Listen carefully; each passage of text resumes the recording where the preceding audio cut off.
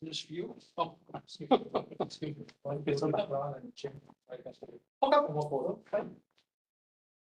Andrea, dalla parte di là per benissimo. No,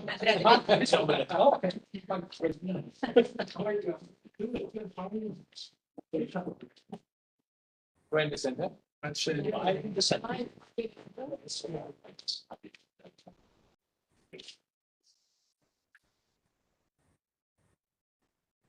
Great. Thanks.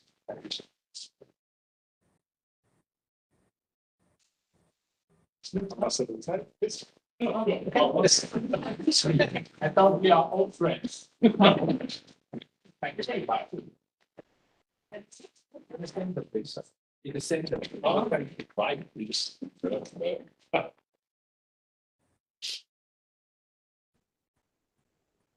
thank you very much. Thanks so much.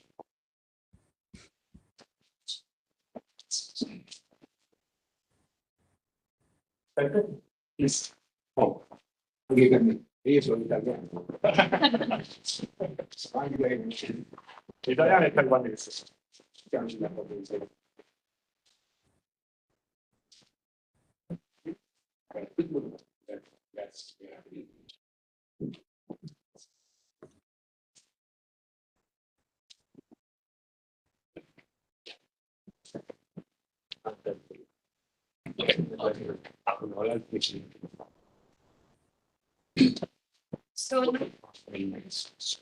So now Andrea Francioni will introduce, will set up a kind of very general legal and historical context before starting the discussion.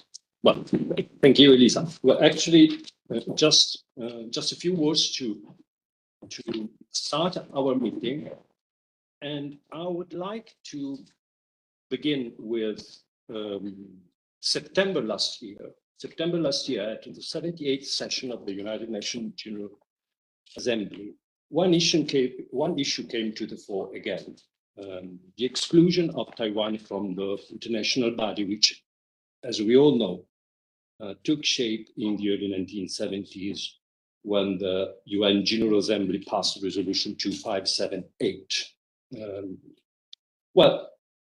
In its official narrative, the People's Republic of China has always linked this UN resolution with Beijing's One China principle, according to which, I'm quoting from official documents, there is but one China in the world. Taiwan is part of China's territory, just like Hong Kong and Macau. And the government of the People's Republic of China is the sole legal government representing the whole of China. On the other hand, Taipei has often accused Beijing of intentionally misinterpreting, I'm quoting again, the 1971 UN resolution as it does not define the status of Taiwan. And in fact, the resolution does not even mention Taiwan or the Republic of China. The One China principle states that there is only one China with one sovereign Chinese government, and that therefore all the countries having or seeking diplomatic relations with the PRC have to acknowledge this principle and refrain from maintaining official relations with the Republic of China, that is to say Taiwan. Well, apart from that, starting with the early 1990s, together with the transformation of the Republic of China into a vibrant democracy, Taipei has been trying to rejoin or gain meaningful participation in the United Nations and its agencies, as well as a number of intergovernmental organizations. For the most part, Taipei has been blocked from participating in UN bodies, despite support from the United States, all G7 economies, and a long list of democratic partners. And this ostracism is part of Beijing's strategy aimed at limiting Taiwan's international presence, and as a consequence, its contribution, that's the point, its contribution to the global community. As late as 1 month ago, the G7 foreign ministers meeting issued a communique on April the 19th, 2024, which, I'm quoting, restates the importance of Taiwan's meaningful participation in international organizations as a member where statehood is not a prerequisite, and as an observer or guest where it is. There is no change in the basic position of the G7 members on Taiwan, including stated One China policies. And that is precisely the point, in my opinion.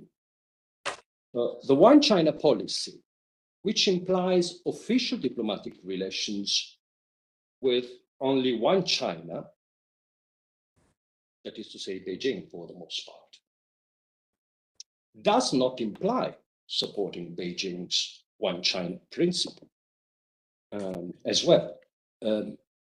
Because we know that based on the One China principle, Taiwan should be denied any interaction with the international community. But let's think a little about the implication of Taiwan's exclusion from a few intergovernmental organizations and UN agencies. For example, the World Health Organization, the International Civil Aviation Organization, the International Maritime Organization, Interpol, just to mention a few organizations. In 2019, reports of what would later be known as COVID-19 made by Taiwan to the WHO's International Health Regulations Mechanism were ignored due to its non-membership status in the organization. Had Taiwan been a full member of the WHO, or at least a guest or observer, its concerns could have triggered a more timely, maybe coordinated global response, potentially leading to other actions in addressing the COVID-19 pandemic. Taiwan exclusion from the International Civil Aviation Organization, the UN's body for principles and techniques of air navigation, has similar implications, for example, and similar implications for global flight safety. Despite having one of the world's busiest airports by freight revenues, Taiwan is not a member of ICAO.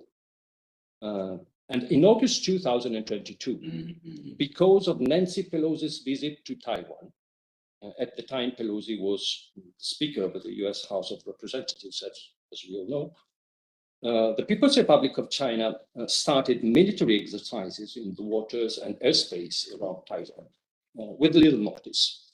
And the Taiwanese authorities had to ask for Japanese and the Philippines' help in order to manage civil flights, because Taipei does not have communications with the ICAO. Finally, Taiwan's exclusion, for example, from Interpol, which creates loopholes for international criminals because of the lack of information sharing or bilateral extradition treaties. The absence of Taiwan's expertise within a number of international organizations or agreements hinders the world's ability to develop comprehensive solutions to growing transnational issues, such as climate change, pandemics, transnational crime. I would say it's a missed opportunity, plain and simple. On the other hand, Taiwan's membership of the WTO since 2002 clearly demonstrates how the international community can benefit from Taipei's engagement.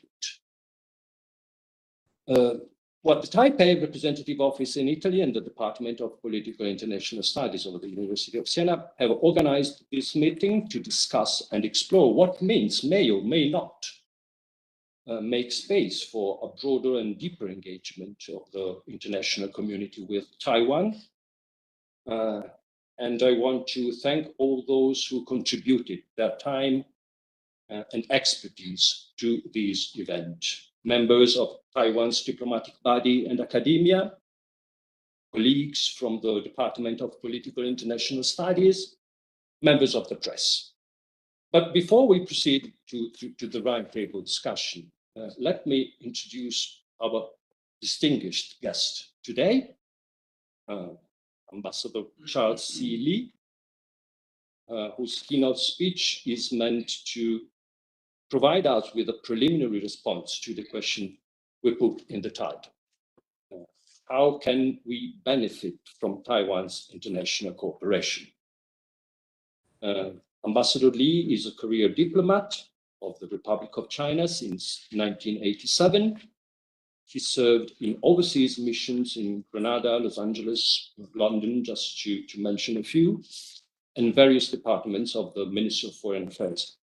He is currently Secretary General of Taiwan International Cooperation and Development Fund.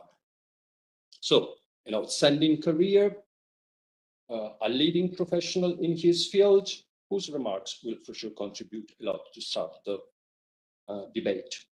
Ambassador Lee's speech revolves around strengthening the public health system with partner countries, Taiwan ICDF's experience, and if you're ready, Ambassador Lee, yes, you have the floor. Sorry, I have to.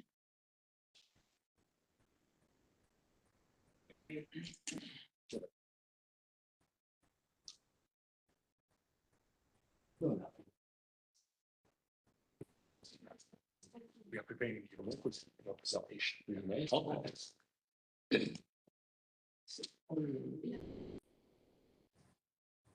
Okay, yeah, great.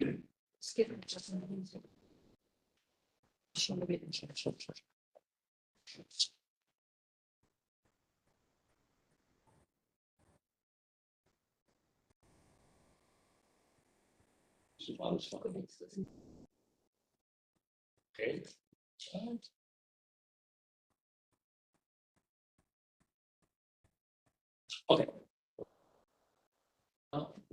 Okay. Business. Can you start with the presentation? Full screen.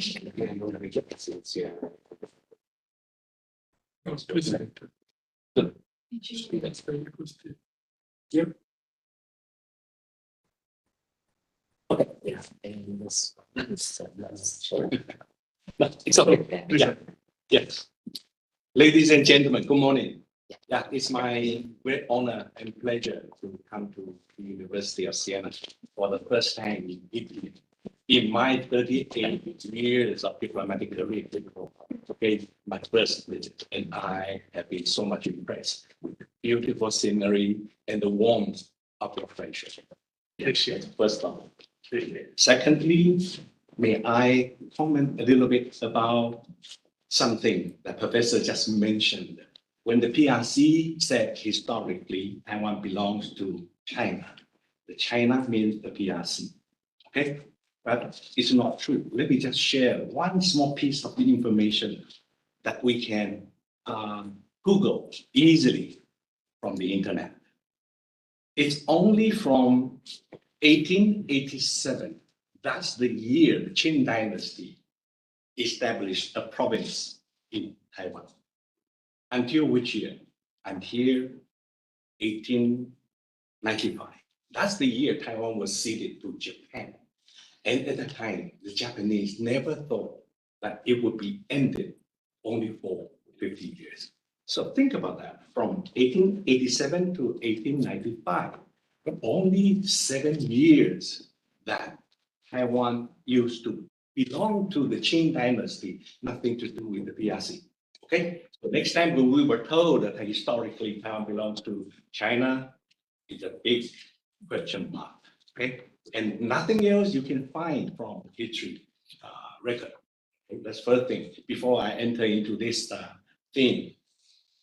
The Taiwan ICDF is the official government development agency, just like USAID, Japanese JICA, Koreans OICA, and very similar. But there's one thing different. We have technical mission on the ground.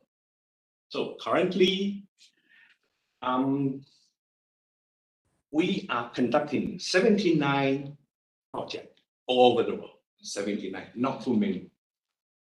And we conduct these 79 projects in 32 countries. So you understand that we only have 12 diplomatic allies, but we have many more partner countries, so that we are going to expand our collaboration and share our expertise and experiences in the past 70 years of national development.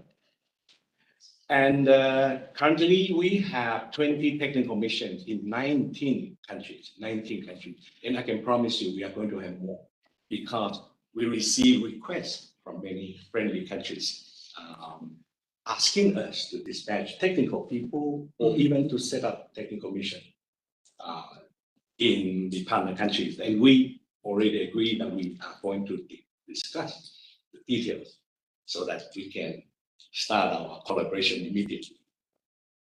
And we, the Taiwan ICDF, played a key role in Taiwan's official development aid. We dedicate a lot of things to boosting socio-economic development, enhancing human resource and promoting economic relations with partner countries through human capital development and financial services and technology transfer. We have been doing this since 1959. When we first, we sent first technical missions to Vietnam in 1959 to help them with rice cultivation techniques.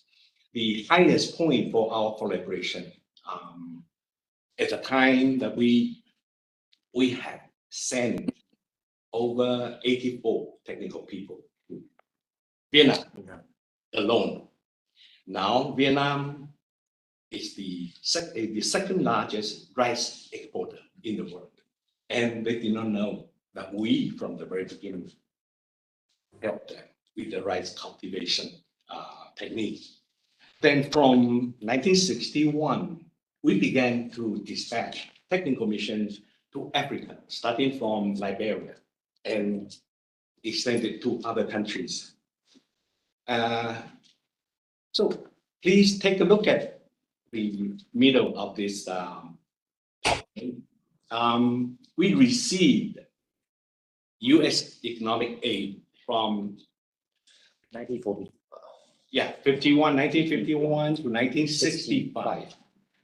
The United States is not the only country offering economic aid to Taiwan.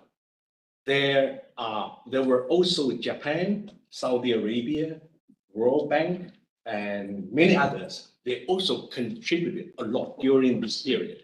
And even after 65, we continue to receive certain economic aid for Taiwanese government to develop our infrastructure, agriculture, education, public health, education, and many others, and also light industry, so that Taiwan would have the capability to lay the solid foundation that made Taiwan as it is currently. So I would like to share something with you like that. Currently, all the UN Sustainable Development Goals, all the 79 projects conducted by Taiwan ICDF matches all.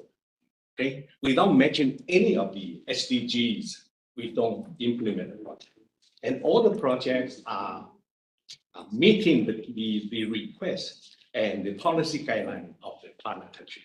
We stick to that principle until now. We are going to, just like that, we have the priority areas, 6 of them. agriculture, public health, medicine, education, ICT, environment, SME development. Different partner country may have different focus. But in general, we are doing many of the priority in a certain partner countries. It depends on their need.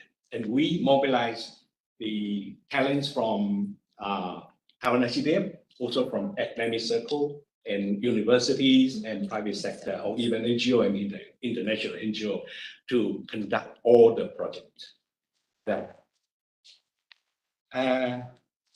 So I will focus on public health and medicine. So I would use two examples to illustrate what we have been doing in our partner countries.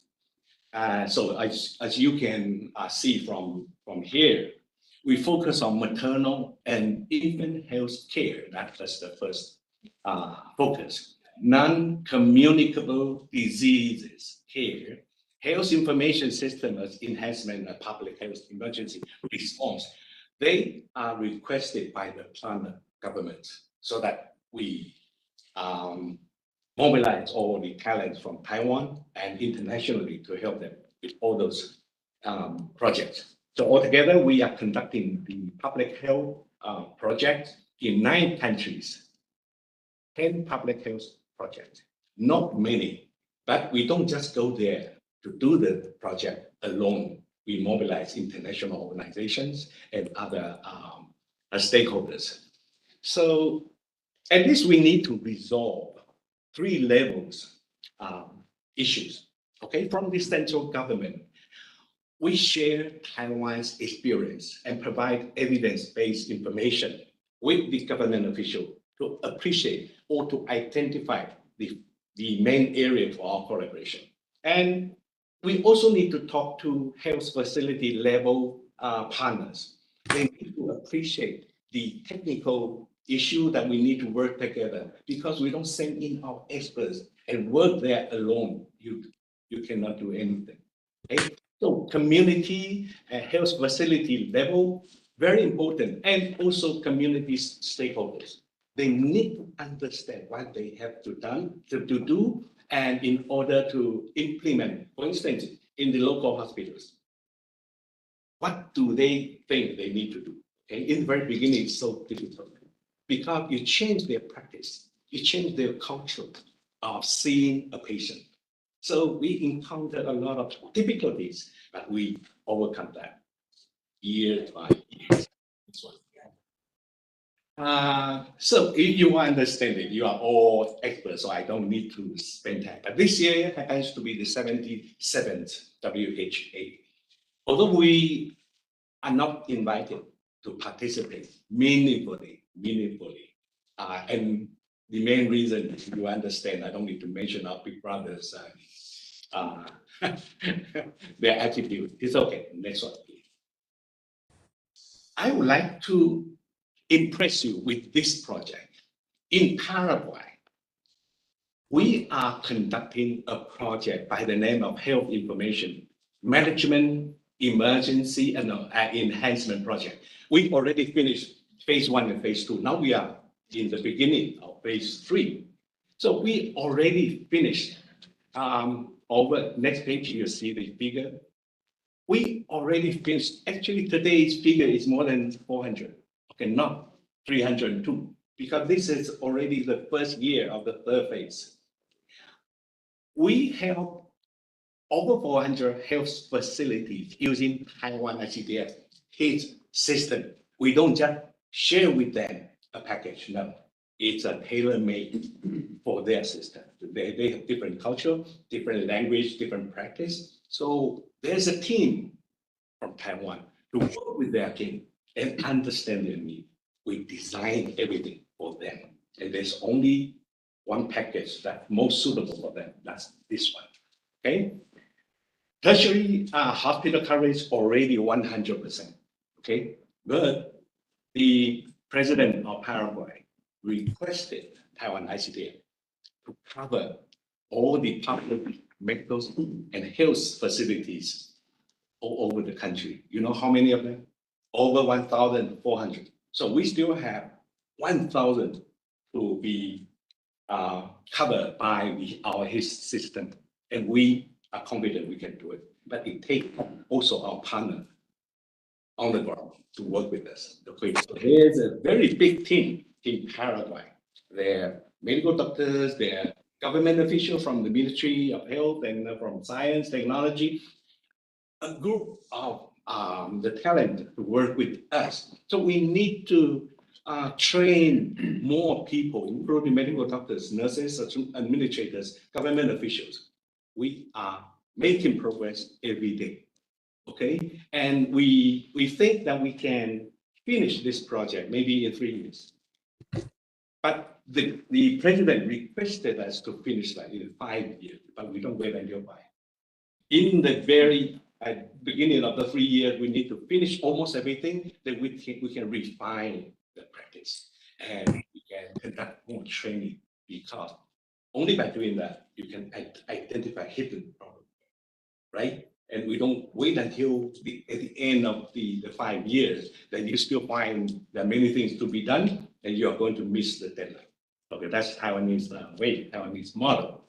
So what's the outcome? What's the result of our project here? Now you can see in the very beginning, it may take 3 hours for a patient to go to the hospital. Now it only takes 30 minutes. Okay, so every citizen can feel the impact, and we are making it shorter and shorter. Okay, this is only one of the case in point. Let's come to the second one. Okay, so can you imagine Paraguay is a big country with a population of over 6 million only, but this country is several times larger than Taiwan. But we don't fear the difficulties. That jointly we can resolve the issue and make it a model in South America. Okay, and we are doing it. Second case is for a small island country by the name of St. Kitts and Nevis in the Caribbean. They also have certain problems like this, but according to their government's policy, they would like Taiwan ICDF to help them with this capacity building project for the prevention and control of metabolic chronic diseases. They identify that is the most urgent one. Okay, and we already, this is the project that we started in 2020. Okay, and 2024, we're nearly finished. And we aim to strengthen the prevention and control system of chronic disease caused by metabolic syndrome. Not to us, we don't have mindset problem.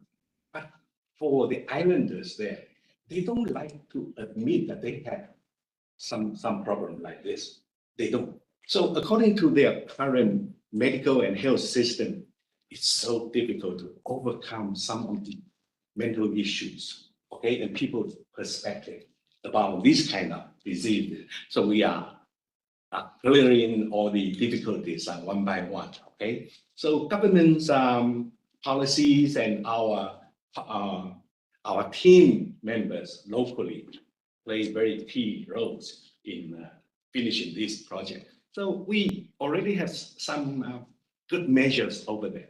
So we started from schools, from community, from churches, okay? And we also have community cooking competition from Junior Top Chef, and we have this kind of thing to increase the awareness, okay? We start from food, diet, otherwise their health or even the pressure that they face in their daily life will be different. So we started from the basic, through education, through interaction. Then you look at this, we conduct mass screening.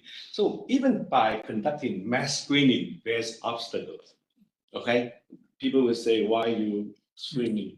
Why you need to fill out questionnaires?" No, you need to do it with the support of the government and do it in a very natural way.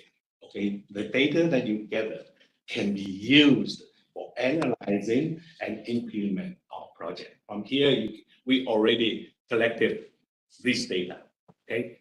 And it's only a coverage rate of 33.5%. As time proceeds, we are going to finish more and more percentage average. Next one. Okay, the two cases that I highlighted for your information, and remember, we have many more projects in other countries. Right now, the focus for us is to mobilize international organizations or other country development agencies, mainly the USAID. They would like to work with us on many regional projects. I think it's very important for our approach to conduct project. It's not a bilateral one, it's a multilateral one, it's a regional one, so that we can mobilize the expertise of other international organizations, and we can make this case even healthier. Okay, that's the situation. And we have signed MOU with many others stakeholders who wish to work with us to extend the impact, okay, of their own project. Okay, next one. Okay, so very brief introduction to the Taiwanese idea. Thank you.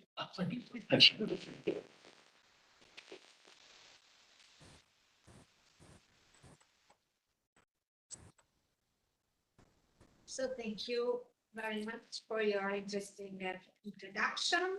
And I imagine that we have many questions about your speech, but I think that first of all, we move on to the panelists for open the round table. And we have for each panelist around 10 minutes. And start. We can start an order with the, Okay, please. following the order in the team. Okay, perfect. Okay, so it's- First of all, Federico Lenzerini. Thank you very much, Matteo. Thank you very much, Lisa. Thank you to Andrea and Matteo for your invitation. Yes, this event is very interesting for me because some years ago I had the opportunity to visit Taiwan for an international conference, and I was really impressed by the life level and also the warm hospitality by people there. But I first started to become familiar with Taiwan in 2008. I published a book on reparations for indigenous peoples, and there was a section about Asia.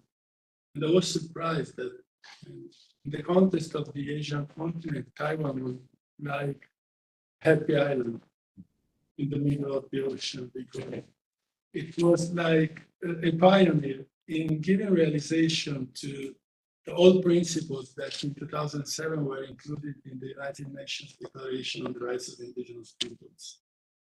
And so I was really surprised because I imagined that if all countries would treat indigenous peoples like Taiwan was doing, probably there would have been no need to publish the book, because the outcomes have already been reached.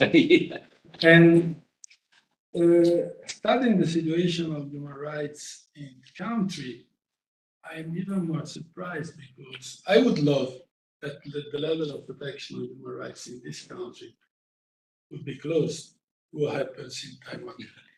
Of course, there are some little progress, but this exists in all countries in the world. There are NGOs which lament that there is no a legislation concerning the rights of refugees and asylum seekers. But the problem is given by the fact that, due to the political status of the country, Taiwan is not allowed to ratify the Geneva Convention on the Status of Refugee. And so it is not possible to join the international cooperation in this field. But cases of asylum seekers are treated on a case-by-case basis, and according to reports, they're treated consistent with human rights standards. So much better than in the majority of countries in the world, not to mention the attitude of our countries, European countries in this particular period of history. And again, as regards indigenous peoples, recently, last year, precisely, an amendment to the Mining Act was adopted. And it is really revolutionary because Taiwan is one of the first countries recognizing the right to free, prior, and informed consent of indigenous people. So mining corporations need to obtain the consent of the indigenous communities before accomplishing any kind of activity in their territories. At the international level, this is a very controversial issue because it is recognized by the UN Declaration and other international instruments. But of course, most countries are very reluctant to recognize it in practice because that would be a huge obstacle to the improvement of technological activities. And also, according to reports, there has been an improvement concerning same-sex marriage, because there were limitations which were removed also in 2023. In the context of the situation of LGBTQI plus people, also the vision to adopt children with the couple has been removed. And also there are very encouraging reports concerning the protection of most important human rights. For instance, there are no reports of authorities committing arbitrary or unlawful killings, torture, or treatment, forced disappearances. So the level of protection of human rights is really outstanding. And probably the most controversial aspect is represented by the protection of workers' rights, but not in the general sense, because in reality, the most important rights of workers, including migrant workers, are properly protected. NGOs denote the fact that it is quite difficult to organize the right to strike and also to organize trade unions. Because according to estimates, there are only 2 enterprise unions among the 949 companies in the 3 science parks, where more than 323,000 employees are working. But of course, this is again an issue which is a minor one. And again, I thought that in most Western countries would envy in Taiwan in this respect as well. As regards the situation of persons with disabilities, they're generally able to access education, health services, public buildings, and transportation on equal basis with others. And this is crystallized in domestic law. Also, students with disabilities have the opportunity to attend all schools, but at the same time, they have specially dedicated schools in the case that they have special needs and are objectively unable to attend the schools generally attended by people. And another very positive point concerns freedom of religion.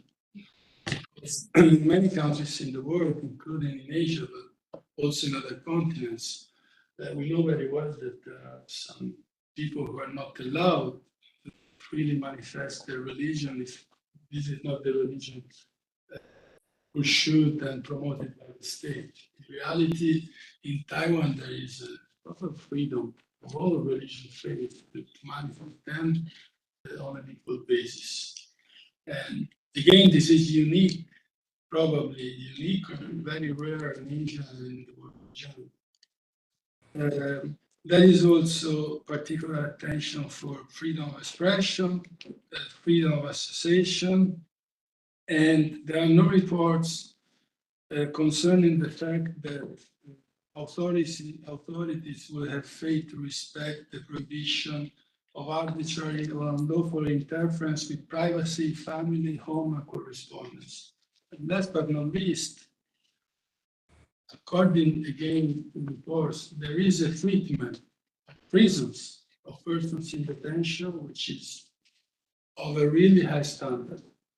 though this is a huge problem in Europe, and especially in this country, we receive many negative judgments from the European Court of Human Rights in this respect.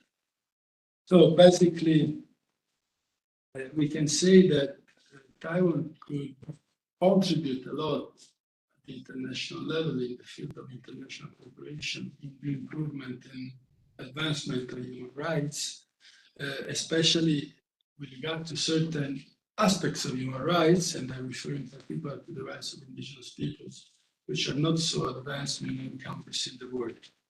My final word is about the fact that, consistent with what I have just said, the US-based non-profit organization Freedom House for last year has treated Taiwan as among the most free nations in the world, with a 1 in both political rights and civil rights, and the scale is from 1 to 7. 1 is the highest. Thank you very much. Thank you.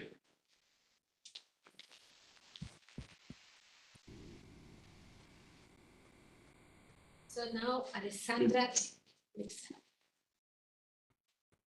Thank you again.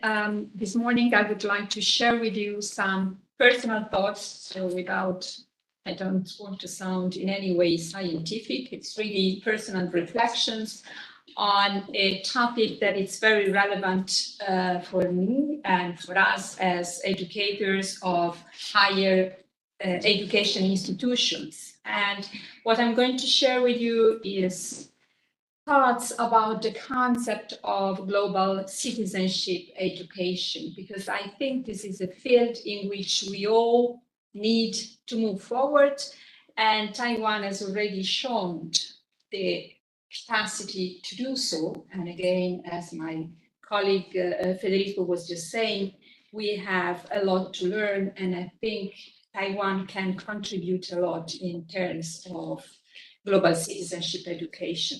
Now, the fact that education is relevant is self-evident, we could say. And in fact, it is mentioned, as we all know, as goal 4 in 30 for sustainable development, but Ambassador Lee was just saying that education is part of the priorities of Taiwan. Education, as we know, can be seen from various angles. One is make sure that we educate persons that have competencies and skills for a continuously changing job market, people that are capable of contributing to finding solutions to relevant issues. This approach to education is considered by many as neoliberal way of looking to education, and somehow also neo-colonialist way of looking at education. Better, and I share this idea, is to think about education as a system that forwards or enhances the capacity of students and learners in general to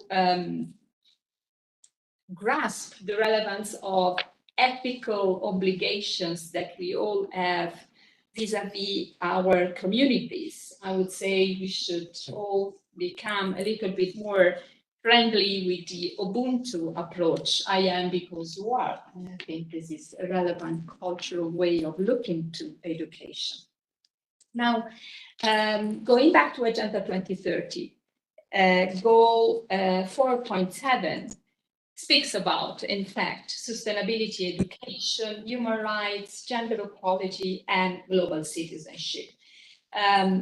Let's consider, I know it is not always shared by commentators, but let's consider this concept of global citizenship education as a sort of an umbrella thing that has inside it environmental education, sustainable development education, surely human rights and gender education.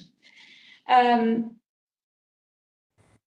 term is, I know recent, it was mentioned by UNESCO in 2015 and then followed somehow by the OECD in 2016 and 2018, although they speak about global competencies instead of global education.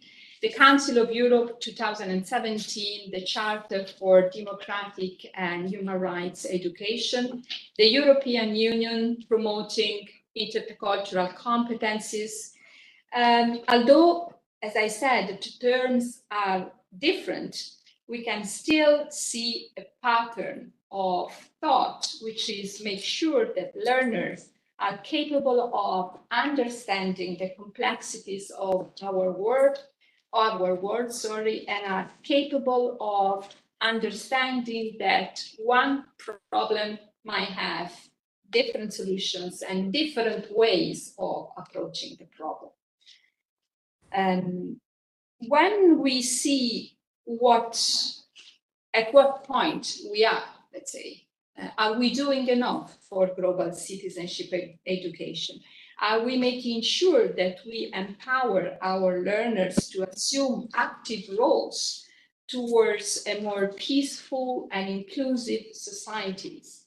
Are we making sure that our learners are global conscious about the various problems that we have in our societies, including the health questions that the ambassador was just mentioning?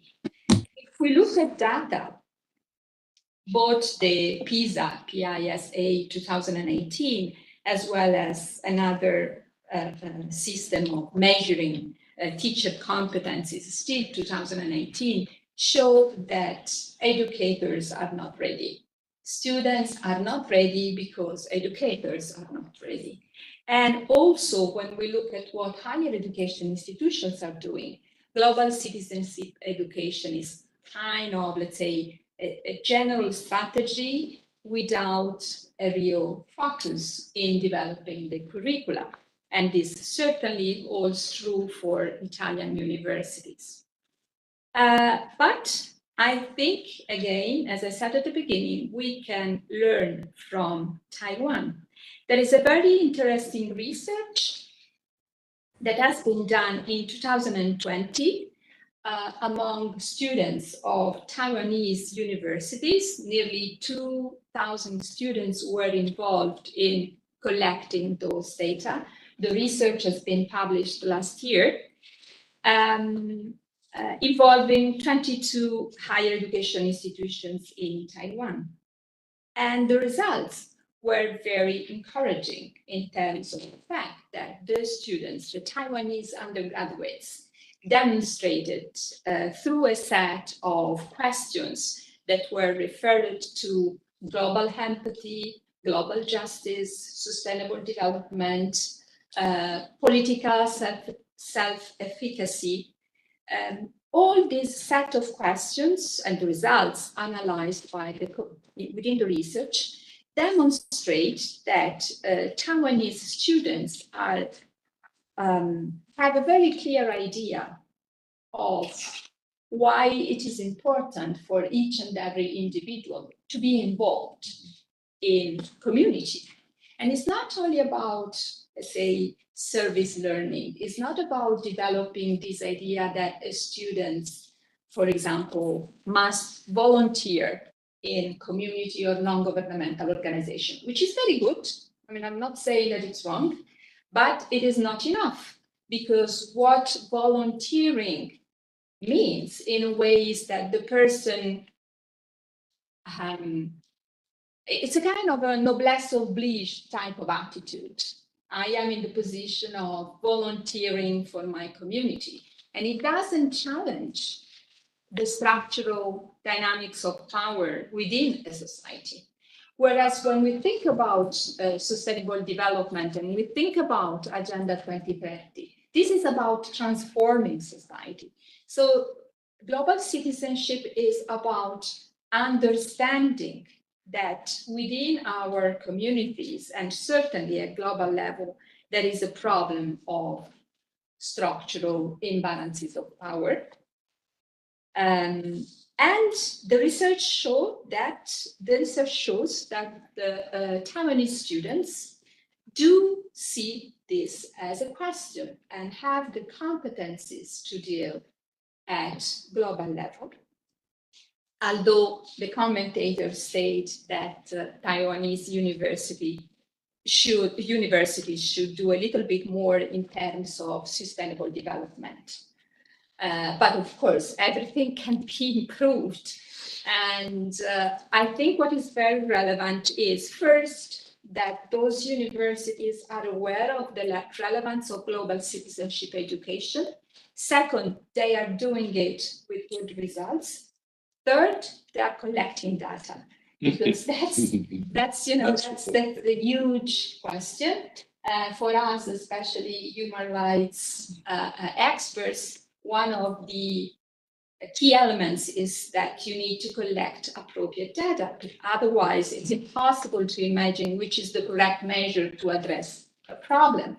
And I think, all in all, this research demonstrates how much, let's say, Taiwan could contribute to the world effort on moving forward a more refined concept of global citizenship education. I share, let's say, the view of a pedagogist, Weissheimer, that defines global citizenship education. They say we can have 3 types of citizens that we want to educate. But what we would like and what we should, as higher education institutions, promote is social justice-oriented learners. We want people that are capable of taking part to the life of the community and taking actions. And I think that the data collected in this research demonstrated that Taiwan is doing so, is capable of doing so. And I am personally grateful for that. And I would be very, very happy to see those same relevant results in European universities, generally speaking, and in Italian universities in particular. Thank you.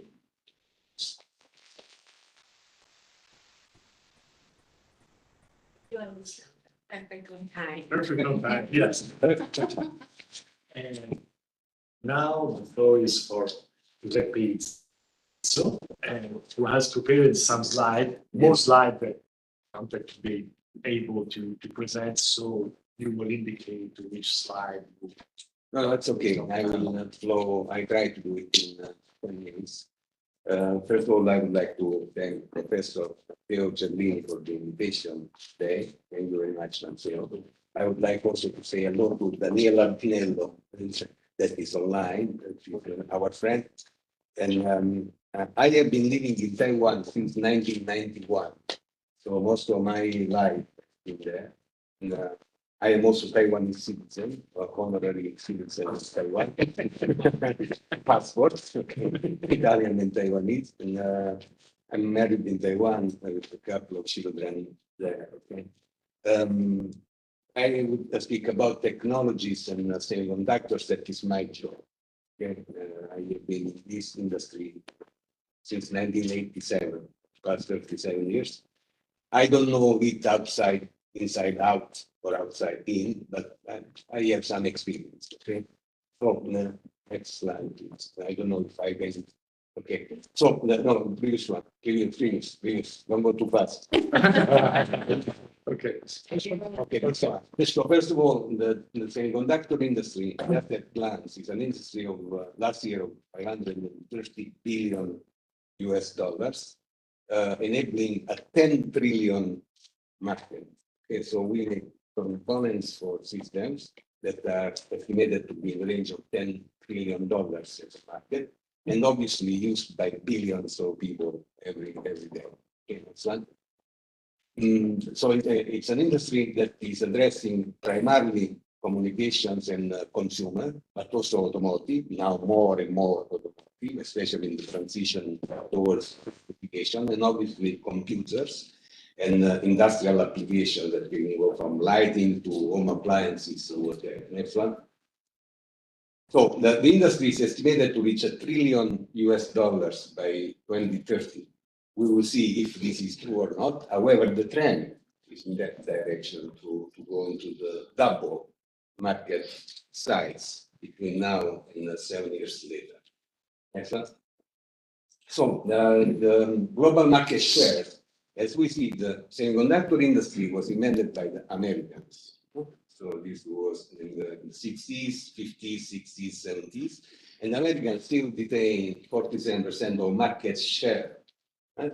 Along with Korea, Japan, Taiwan 6% of market share. So erroneously, we believe, or the media in Europe say that Taiwan is #1 in the world. Actually, they only have 6% of market share. Okay, and when we look at the manufacturing situation, so the market share is one story commercial. The manufacturing situation is very different. America has goes down to 36%. I'm sorry, this is the prospect on the 2030. So the American dominance will decrease, and China will be more relevant especially for the size of their domestic market. Next one. When we look at the manufacturing situation, we see that while the Americans have about 47% of market share, in sorry, in this slide, there are small indications about the colors, but the green one down is America. Okay, so they only have 11% of manufacturing capacity in the United States. Okay, so the blue one, I mean, on the top is China, that today is sharing 10% of 18-20% of share of manufacturing, and will rise to 21% along the time. Next one. So this is a slide that I took from Roy Lee, the Taiwanese ambassador to EU, to Brussels. He's an economist, very relevant economist. And 2 years ago, we were thinking about the restructuring of supply chains, right? That is happening right now, especially in the, we have a couple of examples here about semiconductors and automotive. And the semiconductors are going through restructuring, okay, in terms of supply chain, because every country is trying to invest in locally to avoid the dependency on China, okay, particularly on China. So therefore, there is a diversification of location, resilience, restructuring, repatriation, okay, is the key word, bringing the manufacturing back to all countries. This is in semiconductors. In automotive, something similar. So you see the media, what media is talking about today, especially about the overcapacity of China in both semiconductors and automotive. Therefore, they're trying to invade global markets. So it's very critical for governments to take care of this issue, addressing overcapacity of China, both in these two sectors. Okay. As we said, the restructuring of supply chain is coming back in terms of investments in local countries. We see America growing, Korea growing very, very fast, Taiwan growing. China is the country putting a lot of money on semiconductors. And Europe and Middle East also growing. Next one. So when we talk about investments in semiconductors, just to do an upgrade of manufacturing fab, upgrade, going from one lithography to next, from 36 to 30 nanometers, for example, will cost a few hundreds of millions of dollars. When we talk about the construction of a new fab, we have to talk about 10, 20, 30 billion US dollars. Okay? So it's very massive investment. Think about investment of TSMC in Arizona. Okay? That is a $40 billion investment for a single manufacturing fab. Okay? So the prospect is very, very money intensive. Okay? It requires a lot of money. So next one.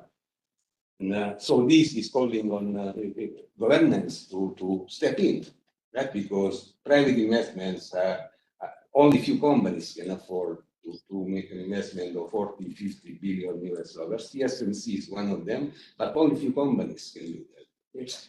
Think take my company, so we can invest only $2-3 billion a year, not 14-15. Okay. Our revenues are $15 billion. We do not have that capability. So it requires external public investments, not private sector. Next one. Taiwan. So this is the scooter. Waterfall. We call it the scooter waterfall. Next one.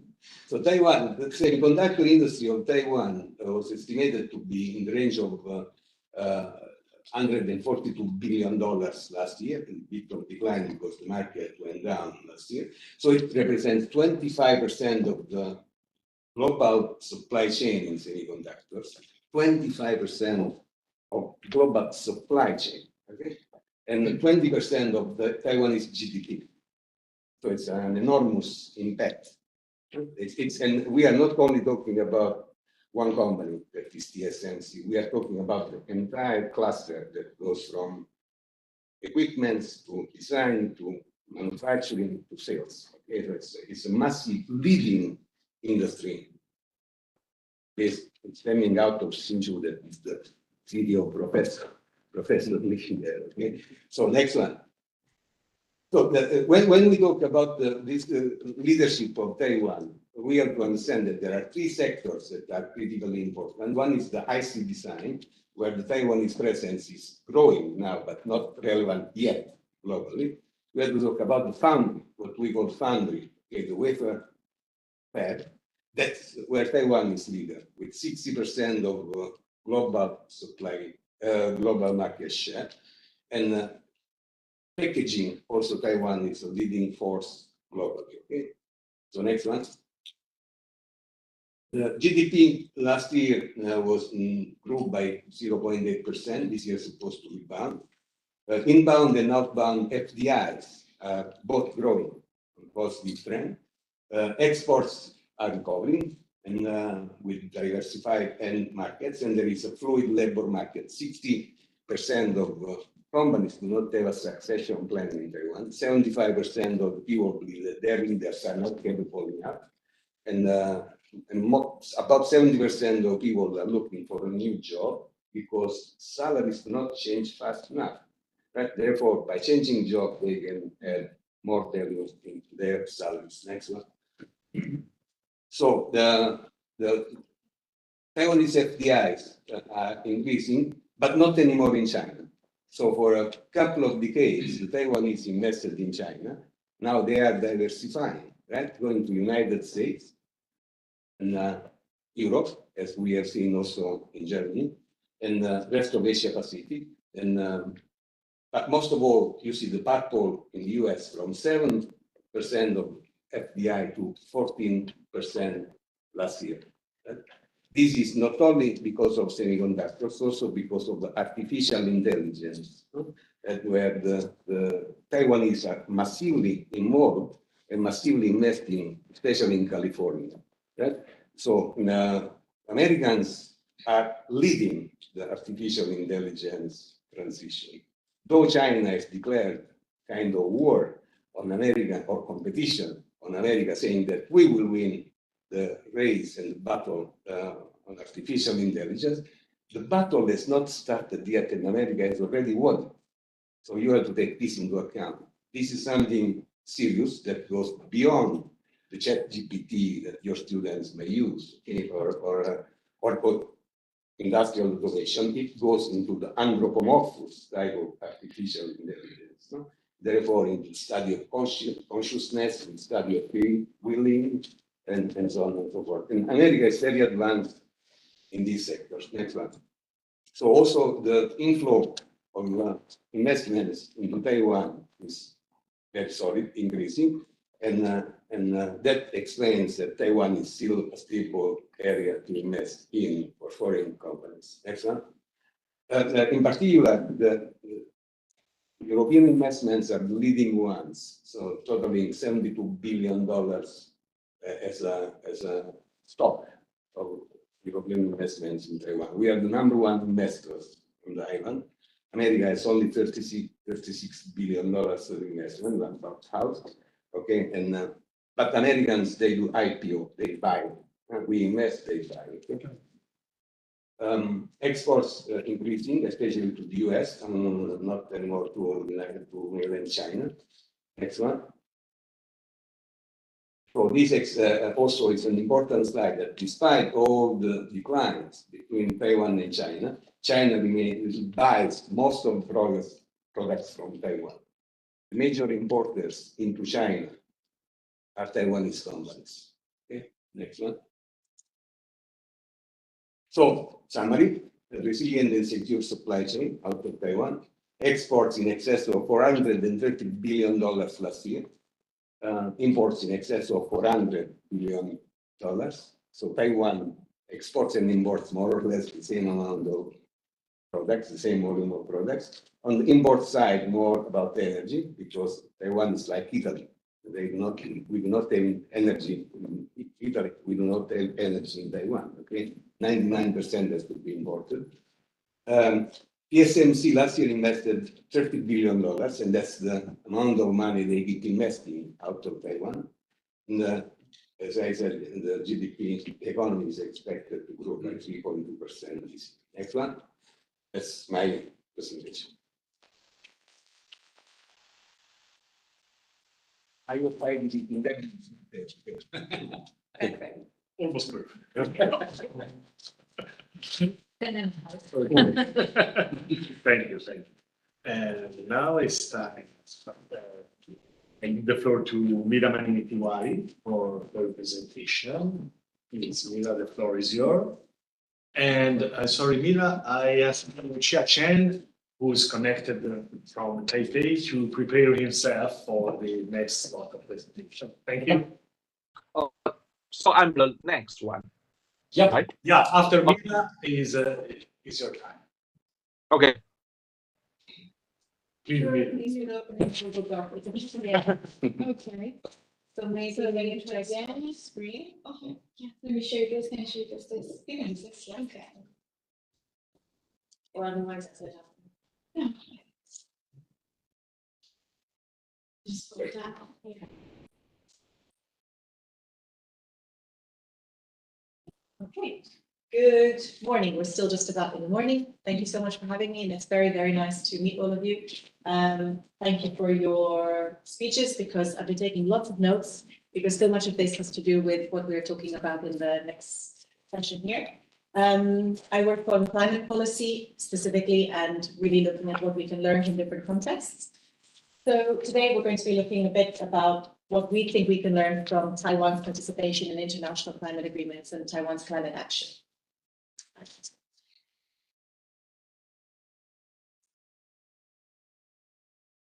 So firstly, a little bit about the status of Taiwan in terms of international climate agreements. One of the key tensions that Taiwan has been drawing attention to is that by being excluded from the UNFCCC mechanism, but part of the WTO, Taiwan faces a tension where there can be tariffs and there can be punitive actions imposed on Taiwanese companies, because Taiwan is unable to access the finance mechanisms that are part of the UNFCCC that would support their companies in sustainable transition.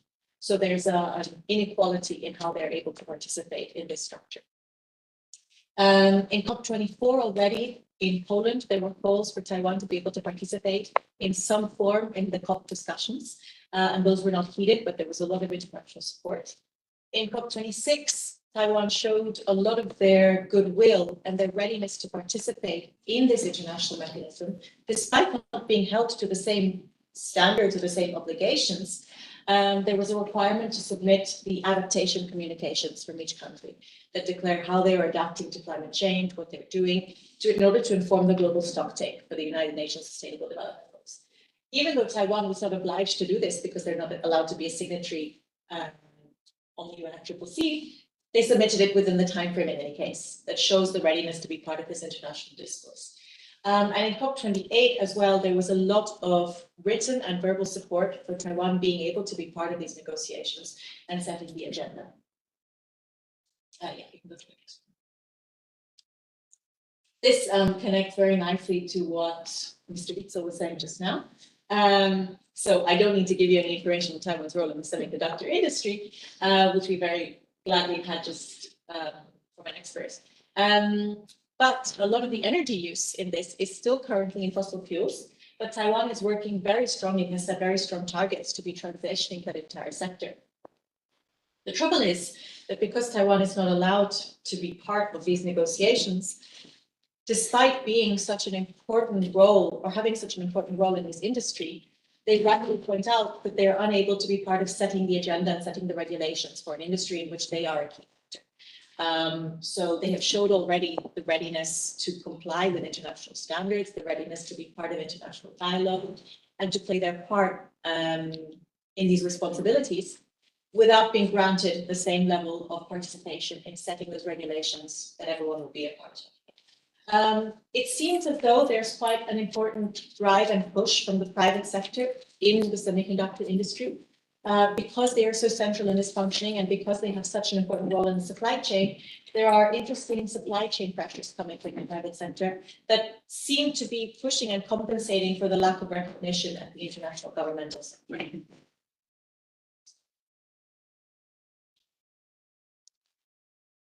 Echoing what we saw in COP26 with Taiwan's readiness to be part of global reporting and global standards, Taiwan has really put themselves at the forefront, as we also saw in Ambassador's presentation about the ICDF. We've seen Taiwan being very proactive in putting themselves out to support other countries in the climate transition. So they've expressed their explicit readiness to be part of the disaster fund, which is a very big step for climate resilience around the world, stating explicitly a sense of responsibility, saying we have a GDP similar to that of Sweden. We feel responsible as a country that is undergoing these climate transformations, that has the technological and governance expertise to take this forward. We feel responsible for being part of a fair and just transition globally. There's the Taiwan Can Help campaign, and there are numerous examples very similar to what we saw in the presentation about the ICDF, numerous examples of how Taiwan has engineered energy efficiency campaigns, water use campaigns, sustainable development in cities, in so many global contexts that are really making a very concrete transformation to what contexts need. And this also includes a very long-standing collaboration with the European Bank for Reconstruction and Development. This connects quite nicely to what we saw in Mr. Itzo's presentation, where the EU is a prime investor in Taiwan. It seems likewise that Taiwan is a prime financial collaborator in the EBRD, so co-financing projects globally. It's nice to see this exchange. And lastly, this echoes a little bit of what Professor Viviani was speaking about, how we learn from Taiwan's climate leadership on their domestic side, so leadership by example. Not only by standards or not only by verbal commitments, but what everyone is doing domestically. And there are two sections of this that I would want to talk about.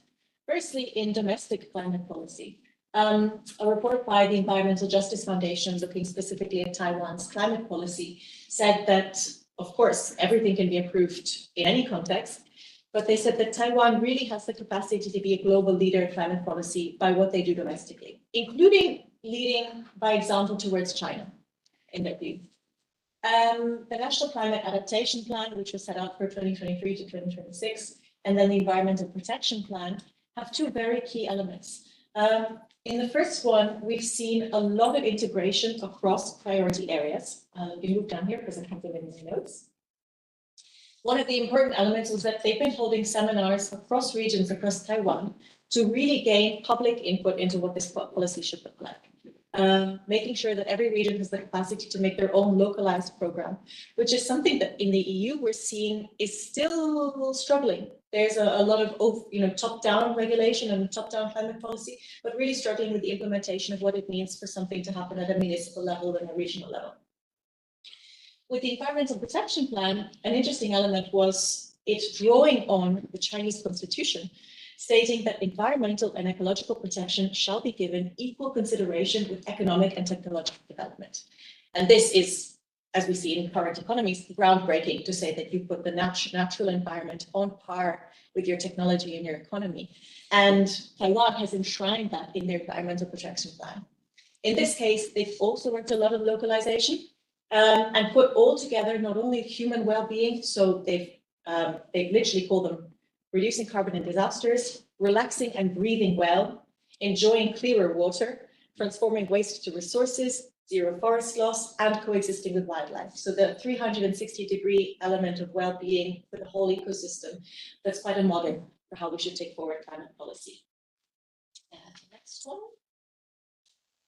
And lastly, again, echoing Professor Fudiani's presentation, it's been very interesting to see how Taiwan is embedding climate policy in other policy areas. So not only leaving them as standalone sectors.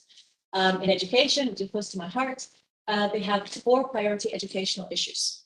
The first one is in the environment, but then they have human rights, gender equality, and ocean education.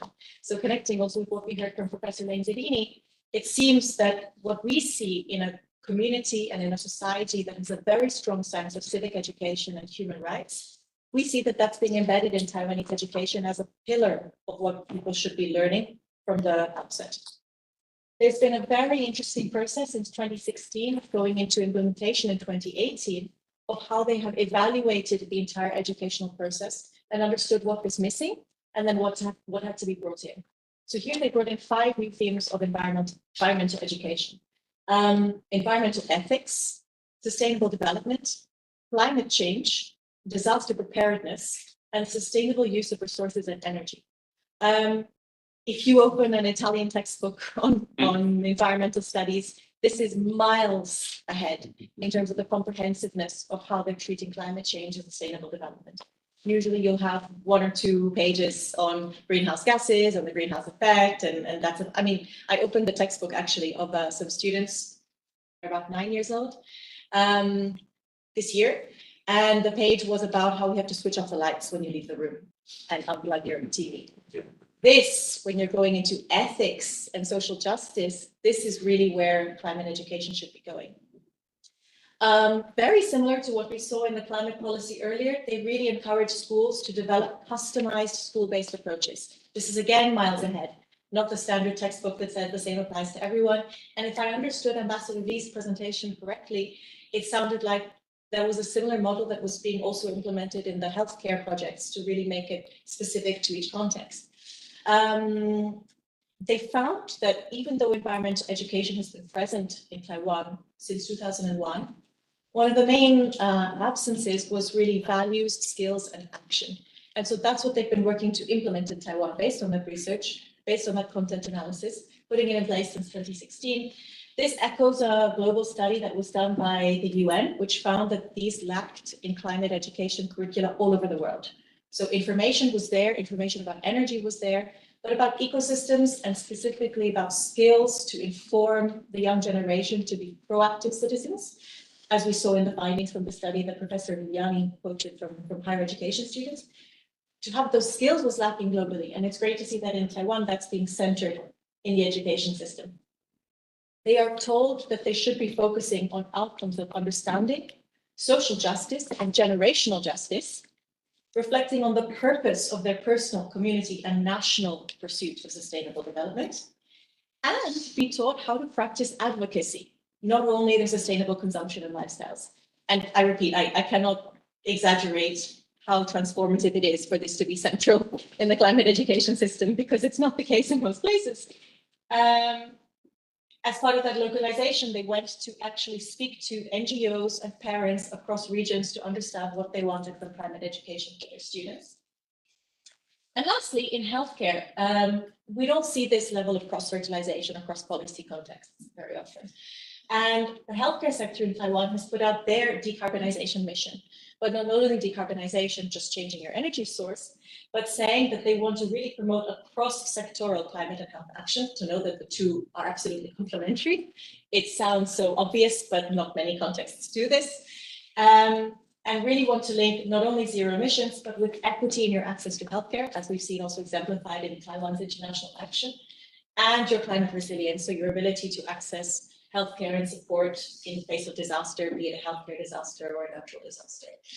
This really is a model example for how we can learn, not only from how Taiwan is positioning themselves on the international stage with the proactiveness, but also putting their money and putting their actions where their mouth is and doing it on home turf to show that this is how you could be transformative as a society. And I think it would be great for us to continue to learn more about this and share it globally. Thank you.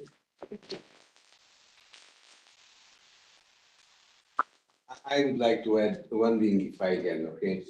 I was talking about the $72 billion of investments in Taiwan. In the past 10 years, 12 of them have been in renewable energy, wind in particular. In 2012, 12 years ago, we started with European Chamber of Commerce platform called Low Carbon Initiative, that I was one of the founders. So working together with government, this has resulted in a massive deployment of wind energy in Taiwan, and the European companies have been leading this transformation. Okay? So we are now on the way to add every year 1 gigawatt of wind energy to the energetic profile of Taiwan. And so this is the result of all these policies that were formulated correctly by government and put in place in a bipartisan way. Yeah? Not only this present administration has done a great job, also the previous one, when we started, was KMT in charge. So they also did part of the job. Okay, but this administration and new president are very, very serious about this. Okay. Thank you for the additional comment, Pepe. And now it's time of Chen. And are you ready? Yes. Okay, thank you. Hi. Okay. Sorry. Can I go ahead? Please.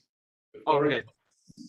Hi, everyone. I'm Jia Jian. Today, this is my greatest honor and pleasure to be invited here to have this great opportunity to present some of my thoughts on these issues about how Taiwan's participation in international organizations can benefit the world and also can benefit Taiwan's. I usually consider myself as a student, and apparently today, I guess I learned much more than what I'm going to contribute. So I hope to use this opportunity to share some of my thoughts. I'm currently an assistant professor at National Zhenji Universities.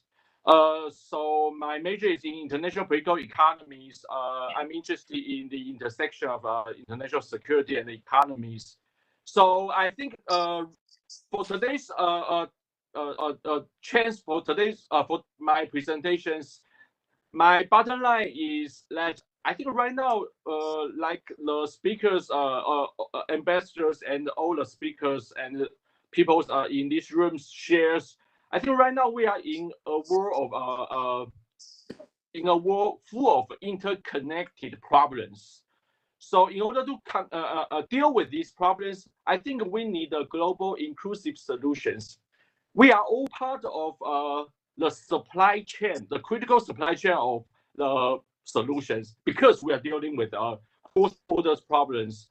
So I think because of these realities, all of the countries, nations, parties should be invited, should get involved in these solution chains. So I guess that's my bottom line for today's presentations.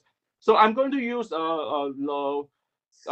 Taiwan's rules in the World Health Governance and a case for Taiwan's participation for World Health Organizations to demonstrate that Taiwan's participations in the international organization and global governance actually can help the whole world. So this is me. I think a very quick takeaway from what we are experiencing right now is that we live in a more shock-prone world. So this is from the International Monetary Fund's 2022 annual report. Because for the past maybe 5 or 6 years, we already witnessed a change of problems, cross-border problems, global financial crisis, geopolitical tensions, trade wars, the rise of populism. But I think nothing. I think perhaps the pandemic can be considered one of the most impactful or the most influential events or crises that affect almost all the aspects of life for the whole world. And as I mentioned, my background is international political economy. So we know that pandemics, it kills lives. It's very severe. We should deal with that. We should stop the spread of coronavirus or the pandemic.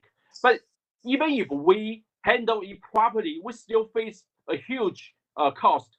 So as I mentioned, the International Monetary Fund, they expect that actually the COVID pandemic, although right now we seems it's past the past of the COVID pandemic, but usually we will, I think under this circumstance, we should learn to adapt the reality that right now, probably in the future, we will constantly face a lot of new pandemic due to a lot of change, either geopolitical tension, a result from geopolitical tensions or climate changes. So just for only COVID pandemics, it costs the whole economies, the whole world economies, 12.5 trillions. And I think that this number is certainly an underestimate of the cost. So in order to deal with this, the real cost on life and also the political economy and the societal stabilities, these global problems, we definitely need to have some global solutions that is both inclusive participations. And I think this is the reason why Taiwan's rules is important and why Taiwan's exclusions from the from joining World Health Governance is problematic not only for Taiwan but also for the whole world. So first of all, with Taiwan's participation, at least Taiwan can provide a lot of benefit in terms of information sharings and also the resource sharings. So these are some quick takeaways. This is based on the studies I and my co-workers have been working on.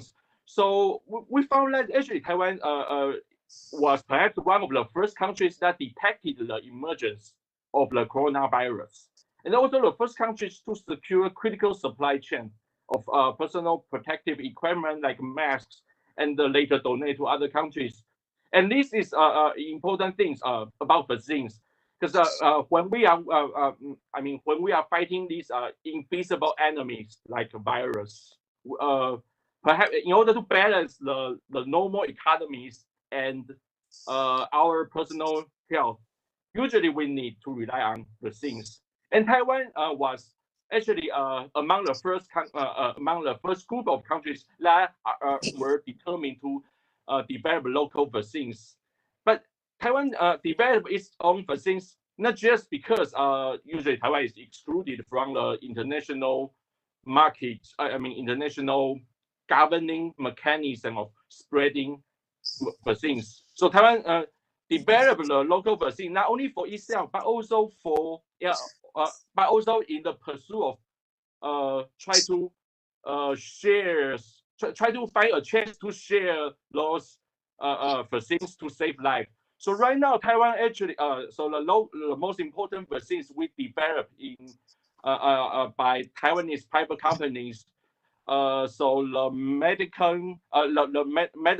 medical vaccines biological corporations, now they joined WHO's COVID-19 Technology Access Pool, CTAPS. So this is actually a pool under the governance of WHO's that signed an agreement with some companies who already developed, or some countries who already developed vaccines. So those vaccines, the intellectual property of vaccines belongs to those companies or those countries.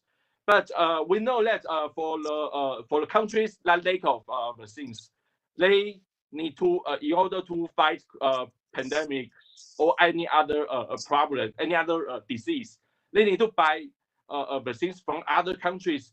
But usually it takes time to get those things, and usually that create problems.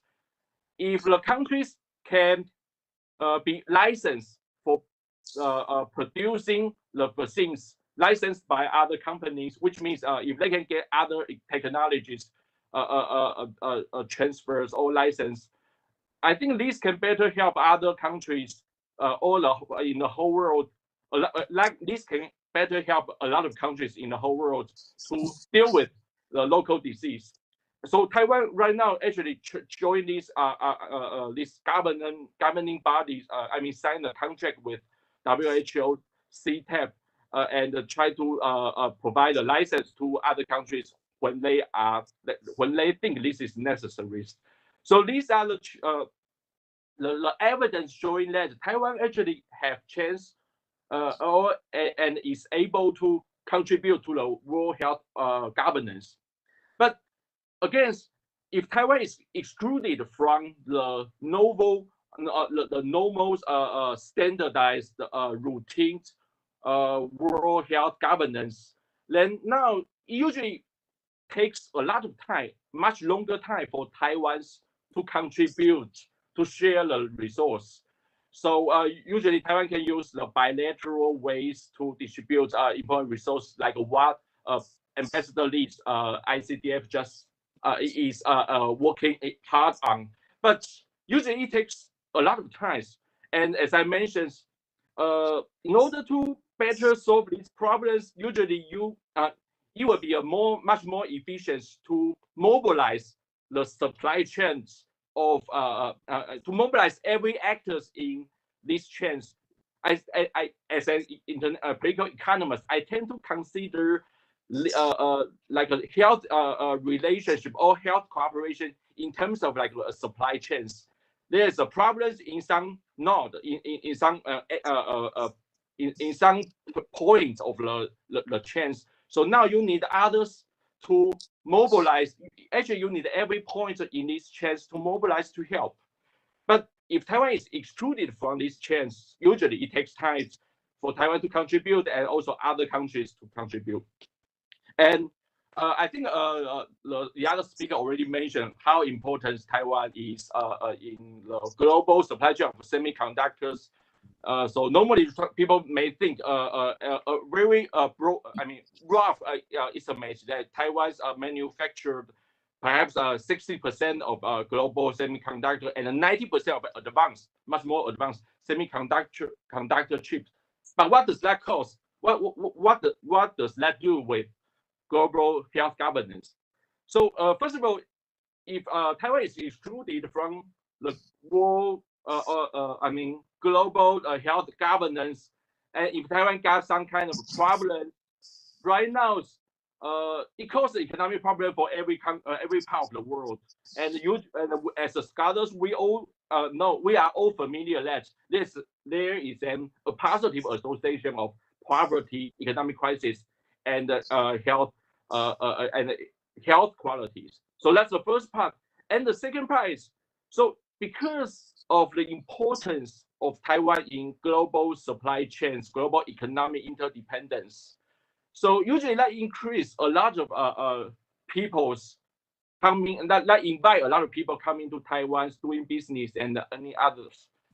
And we know that from the lesson from one of the very important lessons we learned from the pandemic is that globalization and global interdependence actually increase the likelihood of the speed and the degree of spreading disease. So if since Taiwan is right now very closely connected into the global interdependence chains, if Taiwan is excluded from any other, World Health World Health governance networks, so every time when Taiwan identifies some important risk of health of human society for human societies, it will take time for Taiwan to report or share the ideas with other partners. So I definitely think the exclusion of Taiwan from participating global world global health governance is not only problematic for Taiwan but also hurting other countries. And one of the other more important thing is, as the UN Secretary General Antonio Guterres mentions, so I think this part probably is not mentioned in most speakers or other scholars. But because me and other coworkers is working on some projects on misinformation in pandemics. Then we find that COVID pandemic is also communications emergencies because there are a lot of misinformations problems, and misinformation actually costs life. They even think COVID-19 is not just a pandemic but also infodemics. So how to effectively promote or spread correct informations and at the same time enact helpful rules, but also protect the democratic values. This is a very important questions for all the democracy in the world. So I think we probably already heard a lot about the important trade-off between fighting pandemic when fighting pandemic, you probably require people probably are required to surrender some of civil liberties. But by doing this, maybe that may risk the danger of hurting people's liberty and democracies. So how to deal with this? I think it requires government's trust. And in Taiwan's experience, I think Taiwan's demonstrates a very good example of how to use public deliberations and communications to establish trust when fighting pandemic. And this is a great experience that can be spread to. This is good lessons that can be spread to other countries. Even though right now we already at least even right now we probably can feel safe about the COVID-19 pandemic, but in the future we still face a lot of rise of a lot of threat of coming from the new pandemics. So probably Taiwan's experience can always be told in the or can always there is always a chance to share Taiwan's experience and knowledge and information in the World Health Governance. So this is just something from my research and my co-author. We use actually the machine-assisted textual analysis techniques to analyze a very important mechanisms Taiwan developed in during the COVID pandemic. That is, Taiwan rely on daily press briefings to communicate the situation of pandemic and communicate and teach the population, the society, how to deal with the pandemic. And by doing this, the government is not just it's not so during this news briefing, government actually can collect information from the populations and find a chance to adjust their strategies. So this is actually a channel, a platform for dialogue between public authority and the private authorities to deal with the crisis. I use this to show the successful experience of Taiwan, but also as an international organization like the World Health Organizations. World Health Organization also need. Sorry. Okay. Chen, sorry, your time is okay. Sorry. Okay, I see. So maybe I will just jump into the final part. So this is like I will finish in 1 minute. So I think right now, specifically, I think in order to fight a pandemic, we need what I say timely action, alertness, and good information, strong will, and all nations should be get involved. So I think that shows the importance for Taiwan to participate. The TAIWAN, I think this is an important strategy for everyone, but that also means Taiwan's meaningful participation in the WHO can benefit both the world and Taiwan. Okay, thank you so much. I apologize for posing delaying the times, and I look forward to your response comments. Thank you. Thank you. Thank you. And Now we move to the last. last not least, I don't know, Pindino, who kindly scrolled the slides for all the people. So thank you, Leonora. The floor is yours. So you have only 2 minutes. Yes, I'll be very short. Meanwhile, Professor Francioni shares my Meanwhile, però, wine. un po' incartato. Yes,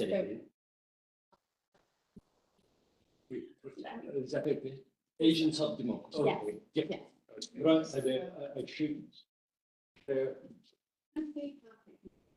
So, just to start, I'm very pleased to take part in this meeting as a PhD student who is getting every day more and more interested in the Chinese question and the peculiar status of Taiwan.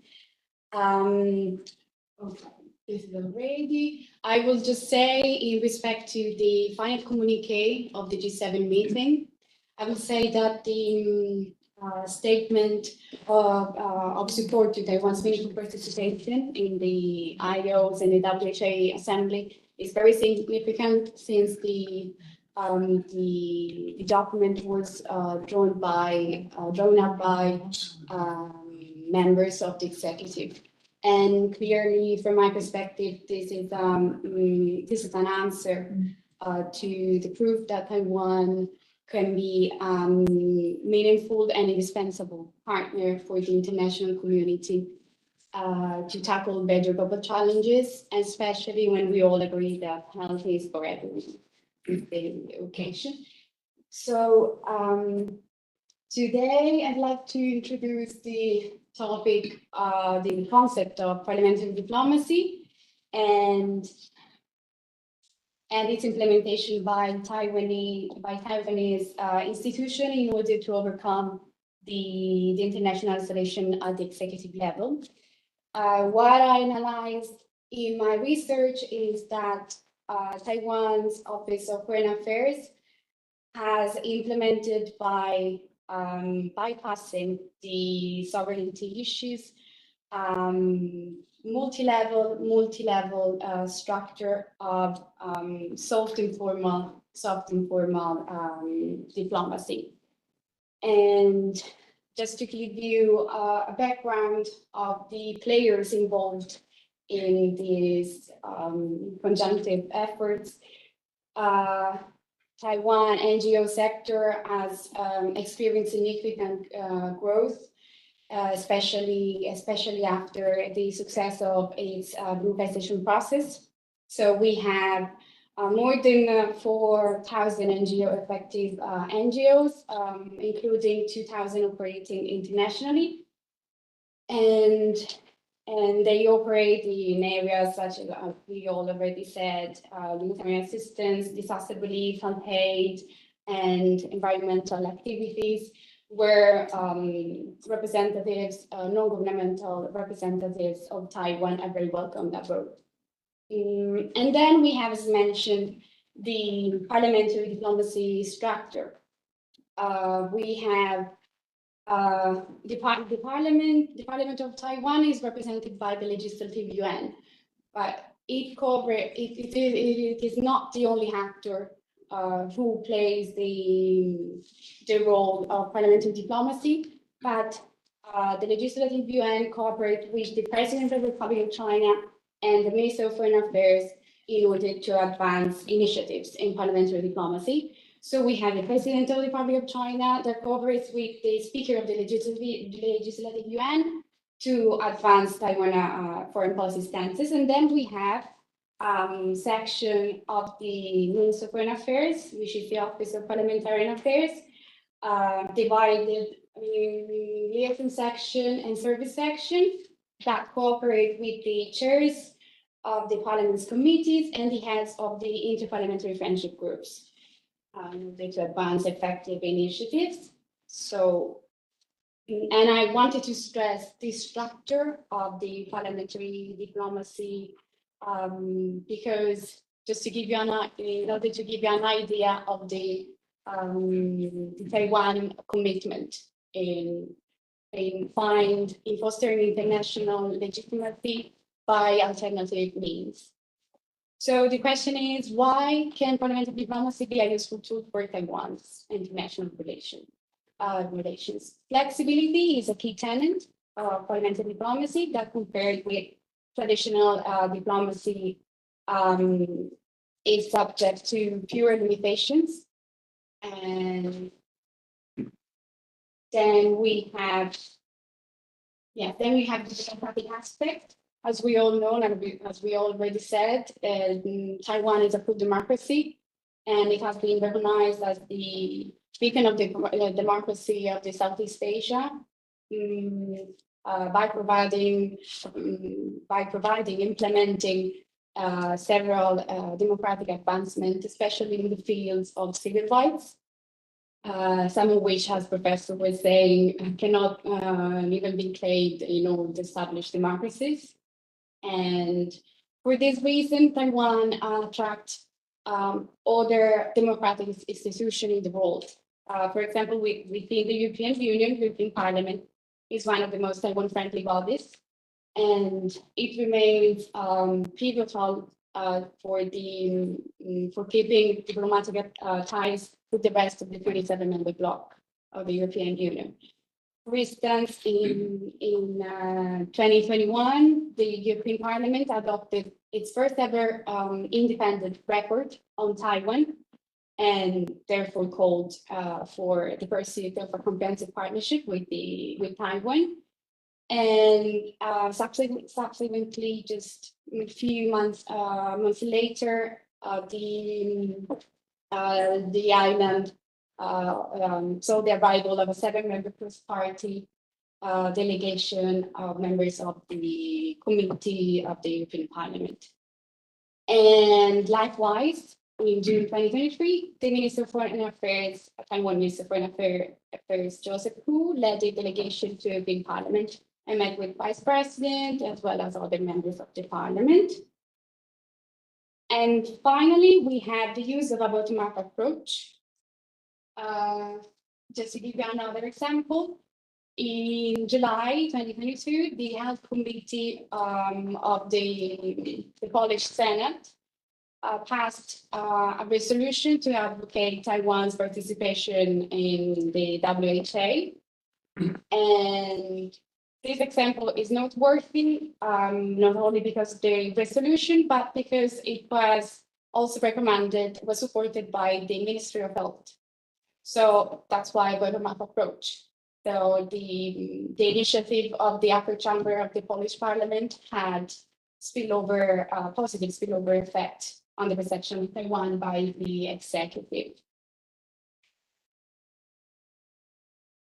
And then, since we're having an Italy-Taiwan forum, I go back to my final work in my master graduation, master degree, and because I've studied Italy and Taiwan parliamentary diplomacy through history. As we know, parliamentary diplomatic channel and relations are conducted by 9 thanks to the representative office, both in Italy and Taiwan, but also thanks to the renewal of the interparliamentary friendship groups, both in Italy and also based in Taipei. But as I was saying, the Italy-Taiwan parliamentary diplomatic relations has long history, dating back to the establishment of the People's Republic of China. Indeed, between the 50s until the end of the 60s, several Italian parliamentary delegations arrived in the island of Formosa in order to keep diplomatic ties with the island, with the Republic of China's government, the nationalist government, actually, despite the general position and opinion of the rest of European countries in Europe. And the vibrant activity of the Parliament has very positive effects on the government, the Italian government's foreign policy. Indeed, after one of the last parliamentary mission in Taiwan in 1965, the government was about to appoint an official ambassador to Taiwan, and thanks to a positive voting session inside the chambers. However, then it was a kind of disillusionment because of as we know, the inevitable UN resolution was apt to crush it, and also because of internal changes in the Italian parliament. But I just wanted to show the positive effect that other alternative diplomatic channels can provide to Taiwanese institution effort to being legitimated by the international community.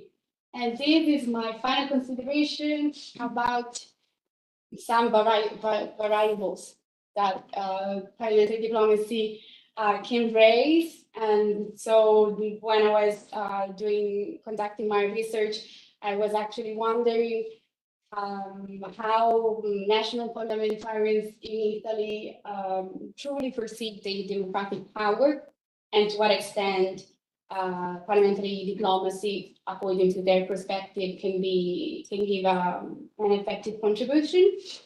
And also, given the parliament, given that today's international system is different from the one of 50 years ago, and public opinion now has very relevant role, plays a very relevant role. So I wonder if parliamentary assembly can become a powerful force in influencing foreign affairs. And that was just a very short contribution.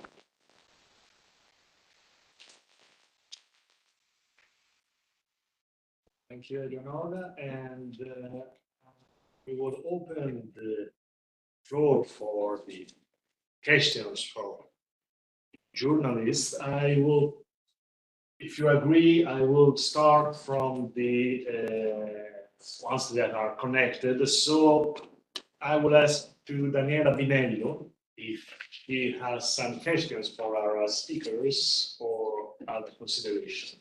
Daniela, can you hear me? Hello, hello, and good morning. I'm just a simple participant today, so I have no question for you. Okay, thank you, Daniela. And Gianmarco Volpe. Hello, good morning, everybody. Thank you for inviting me for this very interesting discussion. You know that next month there will be a G7 summit in Apulia with the Italian presidency. I would like to ask our Taiwanese friends, what do you expect from the final communique? Italian Senate Vice President Gianmarco Centinaio, who attended President Lai's inauguration last week, appealed for the message to get through that Taiwan should be invited to the World Health Organization. Would this be enough for you? Thank you, Gianmarco. Moreover, also Gianni Bernetti attended the presidential inauguration. So the floor, of course, is open also to Gianni if he wants to contribute on this point, but I will give the floor to our Taiwanese guest. I will start with Ambassador Lee. Thank you for your question. I think for Taiwan to have a meaningful participation in WHA or WHO activities is only the beginning for us to contribute more to the organizations. But even just for observership, we could not have it. Okay, so are there any other way that we can participate meaningfully? It takes us a long time to deliberate. Thank you so much for your question. If we can be allowed to become a member, then why not? If not, are there any way for us to participate in a more meaningful way? I get the conclusion from all our speakers today. If there is some more room for Taiwanese, we can contribute more, much more. Our new foreign minister, Mr. Lin Jialo, told us that it's not only Taiwan can help, it's Taiwan can lead in certain respect. Okay, I personally think that that's a big ambition for us to be understood by the international community, and actually we can lead in certain ways, but without participation, how can we contribute or to lead? Thank you. Thank you, please. Yeah, thank you very much for your questions. Regarding about the G7 summit, let me recall G7 summit to 2021 in the UK, and 2022 in Japan. Well, whatever. Japan is last year, 2023. 2022 is I'm not sure. But this year in Italy. Let's review all the joint communique issued by the G7 summit. There are several points has been repeated and repeated. First, maintain status quo, security, and peace across the Taiwan Strait. That's the first thing. Secondly, all the G7 countries emphasize the importance of the open and peace Indo-Pacific region. That's the second point. The third one is this year and also in last year in Japan, all the countries support for Taiwan's participation in international communities. So if you ask me in 2024, hosted by Italian government, what kind of joint communique we are expecting? I would like to say, of course, I believe those points I just mentioned will be repeated. And if I may, I would like to add one more point. I would like to emphasize that maintaining peace and security is the shared responsibility between Taiwan and PRC, and also the other international communities. We would like to highlight the military exercise recently and launched by PRC. That kind of move, that kind of aid is nothing good for the regional security. So we hope some kind of the strong note can be sent by the G7 the meeting. After the meeting, the note can be sent clearly to the specific party. Thank you very much. Thank you. I think that also Giuseppe is partially Taiwanese, so I think that I may give the floor to him if he wants to answer. Yes, in Taiwan, I am more involved in political issues rather than semiconductors, like my job. And, first of all, we have to start from the fact that despite all the good presentations and theories that I have seen today, the EU and all the member states are far away from Taiwan, not only geographically, culturally as well. So the understanding of Taiwan is very, very limited. So today I have been impressed by the good things you have presented. Some are very precise, some require more research. And this is one fact. In addition to the WHO, WHA, that is a story going on for a long time without any solution, Taiwan should be part of many different organizations as observer, not only G7, also the OECD. For example, I was in Paris 2 months ago. I had many meetings with the OECD people, also some Italian friends there, and also the same week I went to Brussels for meetings with the commissions. And it's very clear that the world is undergoing the restructuring of supply chain, right? And Taiwan is a relevant actor in the supply chain. And this is clearly understood by everybody, not only for semiconductors. But nobody wants to come to the terms of this relevance of Taiwan in the supply chain. And therefore, I had meetings also with John Deng, the Minister of the Trade Negotiations, after these meetings in Europe. It's the difficulty for Taiwan is to be in policy making recognized as relevant, not only meaningful, relevant to what happens today in the world. Okay, Taiwan is leader not only in semiconductors. I don't know if you know that 60% of the saxophones played in the world are made in Taiwan. 60% of the saxophones, right? And there is no saxophone major player in the world from Taiwan, but that to say, okay, so if you go across the bicycle, for example, across many different products, Taiwan is very relevant. I always say that when you drive from Taipei to the airport in Taoyuan, okay, where you were, Matteo, okay, so there are along the way you can see 150 world champions for what they do.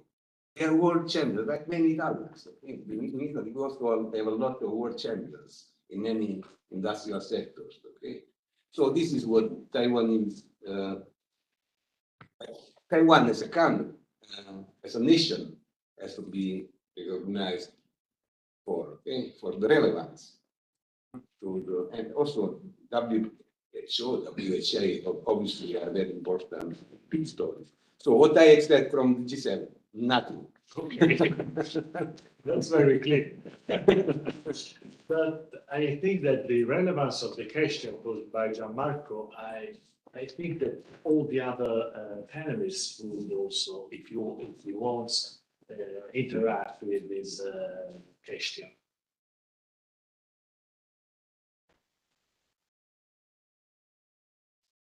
No one is asking questions. Can I say please, Judge. Okay.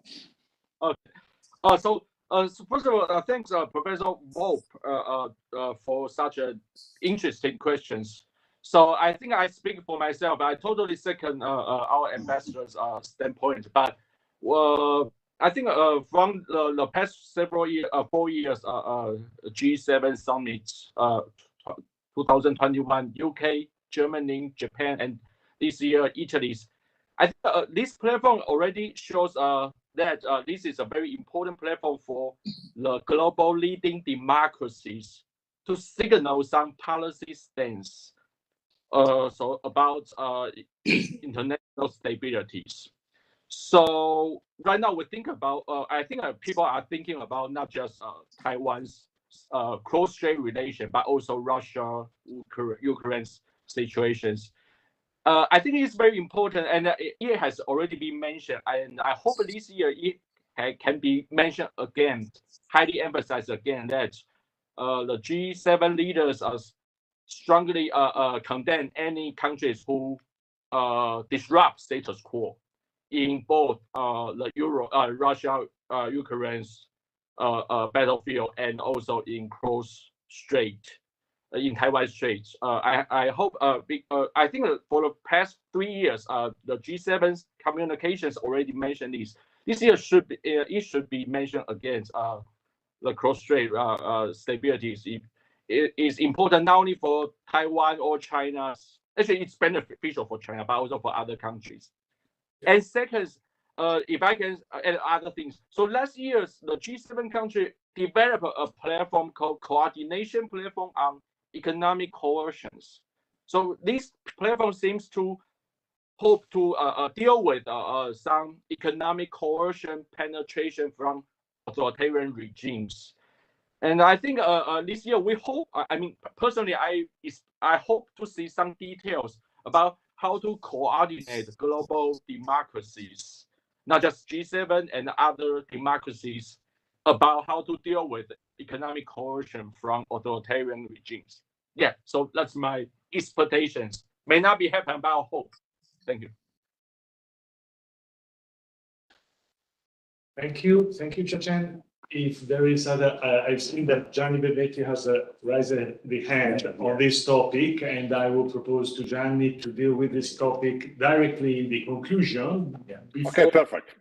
Yeah, okay, thank you so much. Federico has the floor for a question or a comment. Yes, it's probably more a comment because I was thinking about the situation, political and diplomatic situation of Taiwan. I mean, we know very well it's not easy at all in this moment. And I would like to compare the situation of Taiwan with the situation of other land, let us say, in which I am personally involved. And probably it's not very well known at the international level. I'm talking about the Hawaiian Islands. As you know, the Hawaiian Islands were occupied militarily by the United States at the end of the 19th century. And throughout the world, they all consider Hawaii as a state of the United States, not as the state of the United States. But only a few know that at present there is a provisional government representing the ancient kingdom of Hawaii, and they're trying to transform the government of the states into a military government to recognize the existence of a military organization, which is a situation quite different from Taiwan. But the point, in my opinion, is that, of course, they are not heard by the international community, and they have no hope to be heard at the top level of international diplomacy, like G7 or General Assembly of the United Nations and similar situations, similar environments.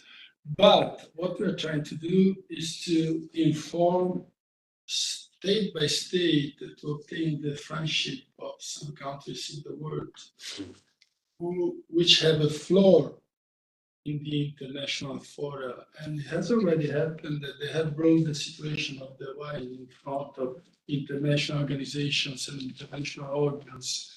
And of course, it is a very slow process, but now the situation of the Hawaiian Kingdom is no longer unknown to the international community because there are countries which are sponsoring that situation. And probably Taiwan could do the same. I mean, we know that what is the position of the United Nations. We know what is the position in the most important fora at the international level. But maybe obtaining the friendship of certain countries, even small countries, not necessarily the most important ones at the international level, will have to obtain visibility, will have to obtain support, and the support could progressively grow and grow while the time is passing on. Probably this could be a strategy because I'm mentioning this because it is working for them, which is in a situation that is even worse.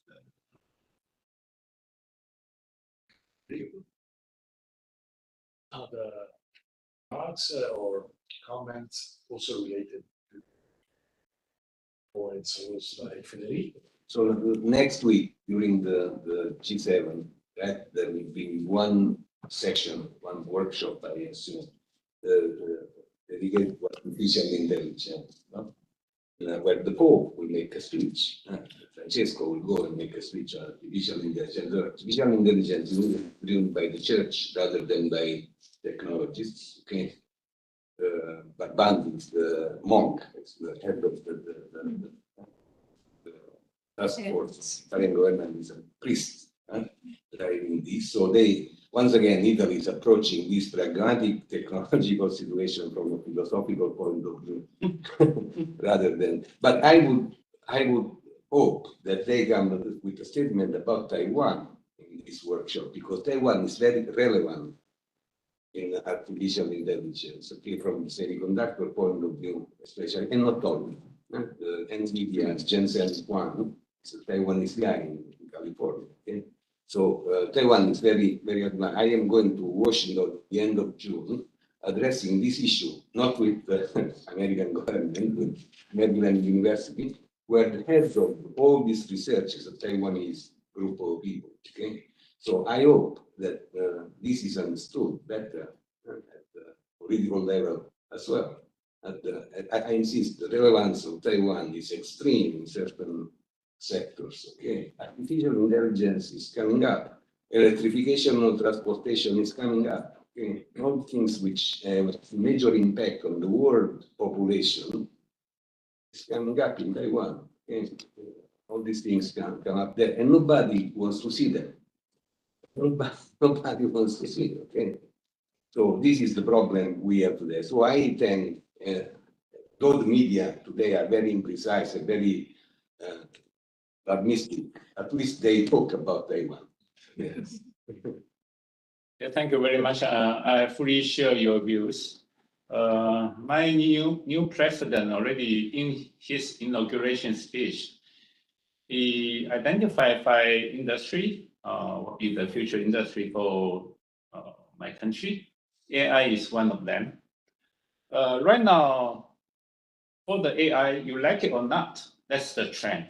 We have to accept it. So we talk about how to govern the AI industry, how to manage, reasonably manage the AI. But in Taiwan, we are pretty strong in AI software. There's no doubt of that. So today, the chairman of NVIDIA arrived in Taipei. The first day, he arrived in Taipei. Of course, his topic will focus very much on the AI. Taiwan's stock market jumped 2%. Yes. So from that kind of indication, you can tell how close correlations between our economy and the high technology or future technology. Right now, we focus very much on the AI software. We have no problem. We are very competent in AI hardware, but we have to put more efforts and resources on AI software. Once we have software and hardware, we can continue our strength like we have in the semiconductor. So that's our future industrial policy.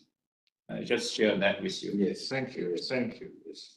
I am very familiar with this story. Yes, Thank you. So, if please, Please, a question from the moderator.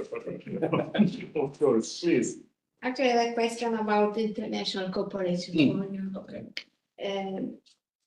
I'm moving to another area that is international cooperation, and I was wondering if Taiwan can give a contribution on another, let's say, knowledge gap that we have in how to deal with international cooperation in some specific context.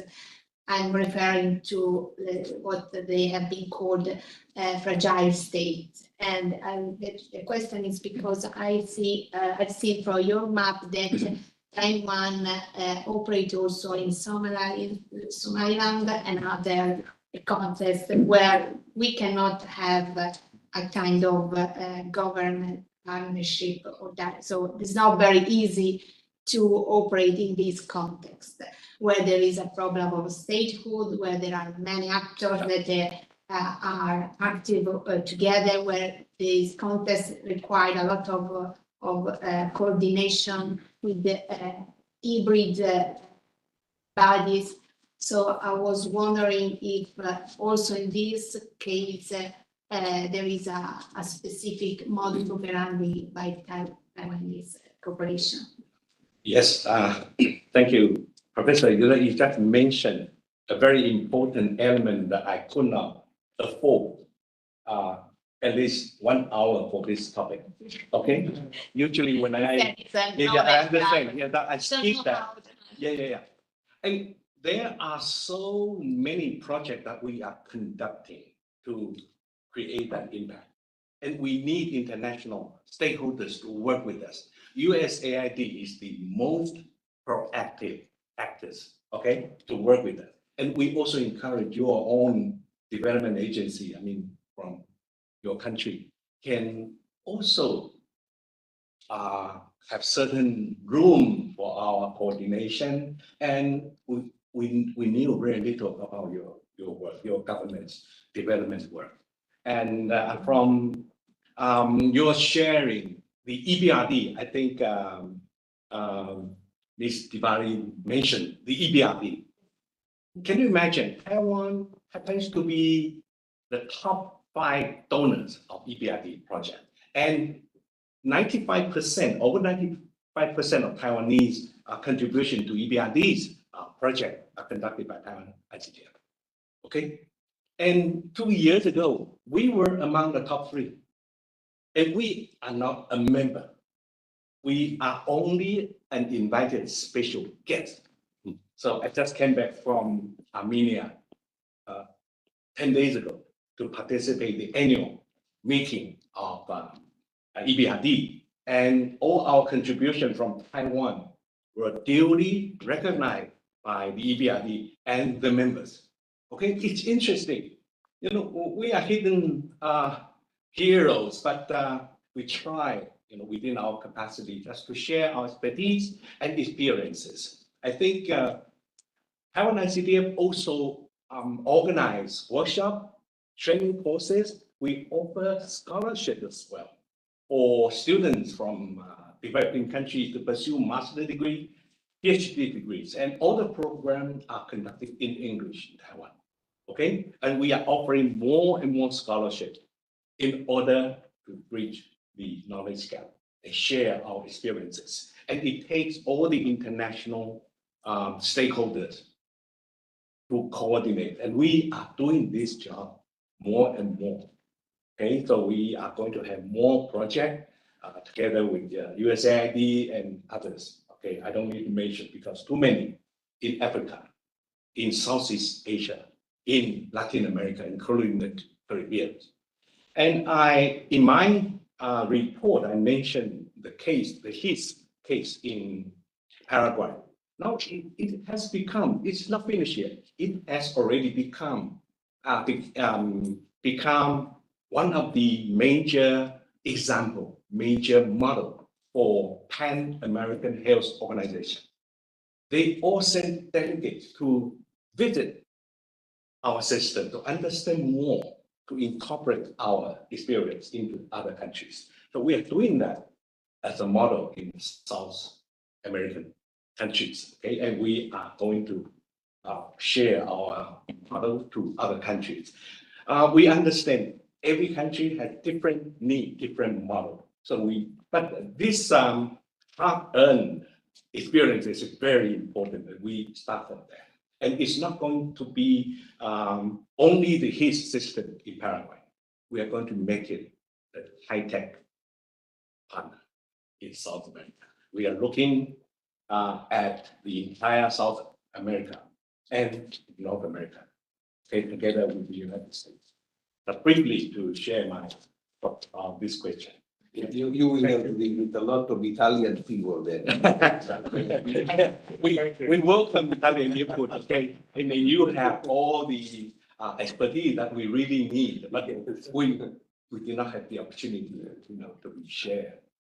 I mean, this has a great potential. I mean, also under a political point of view, since all these countries are getting a huge benefit from you, maybe they could support you in international forum. Yeah, I'm sure there are areas for our collaboration, and then we need to meet privately, you know, to understand each other. Okay, yes, that's some area that we are working on. I would like to add a few comments on this point. Okay, I believe the Taiwanese government is doing, especially the Ministry of Foreign Affairs, doing a fantastic job from a diplomatic point of view, both through official and non-official channels, through the soft diplomacy as well. I am personally involved, okay, for a long time as well, in the capacity of President of the European Chamber of Commerce. Okay, so what happens for the public sector that is, in my opinion, done very well, okay, and in history has been done very well, does not happen in the private sector. So there is this dichotomy, right? Because the private sector is heavily focused on Taiwan, investing on Taiwan, where you have a lot of limitations now because no electricity, no water, small land, and so on and so forth. Okay, also with the possibility of investing or with condition of investing less in China, there is a form of paradox. Okay, so the Taiwanese companies have to go out of Taiwan, have to become global. So today they are international, but not global. Not global in the so-called footprint, okay, in manufacturing investments, no? We see some movements towards Japan, towards Europe, towards southbound policy, India and Asia, Vietnam, and so on and so forth, Thailand, and so on and so forth, but not to Europe, and not to Italy, in particular, specifically Italy. Okay? So this is something that we have to work on. So rather than the smaller countries, we have to work on big countries. For the private sector, the cooperation has to start or become bigger where it exists. Okay, and I believe one good thing is to start from universities. I put the emphasis on this all the time. Okay? So if we are able to match university program, students, and so on, we will pave the way for the future. Right? Because people will start speaking the same language. People are not afraid of different cultures, right? and so on and so forth. So I am personally involved with France, in this particular case with the University of Grenoble, with my company, where we take a number of students from Taiwan, NTU, Taiwan National University, and we send them to France in first place for 1 year, right? For 6 months in the university, 6 months in the company, and we take care of it. We take care financially, take care. Right? So these are things that we start developing, and then from there we go into more cooperation for MBA programs or PhD programs. Now, obviously, we are in technologies, not in humanities, but things can be started in this way. So big countries rather than small countries, okay, have to be done better, in my point of view. So thank you. If we don't have any other comments or questions by our distinguished panelists, I will give the floor to Gianni Vernetti, for the Secretary for Foreign Affairs, for his conclusion. Gianni, are you with us? Okay, thank you. So thank you everyone. You can hear me well? Yeah. Yep. Yes. Okay, that's right.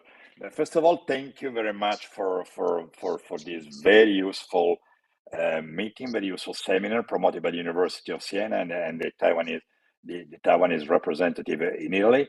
I've just been last week for the full week attended the inauguration of the new president and vice president, and let's say I am a little bit more optimist also regarding some of the speech and the statement and the thinking that was the debate that's coming out today from this extremely interesting seminar. I tell you why I'm quite a little bit more optimistic. First of all, the People's Republic of China is less and less a responsible stakeholder on the global scene.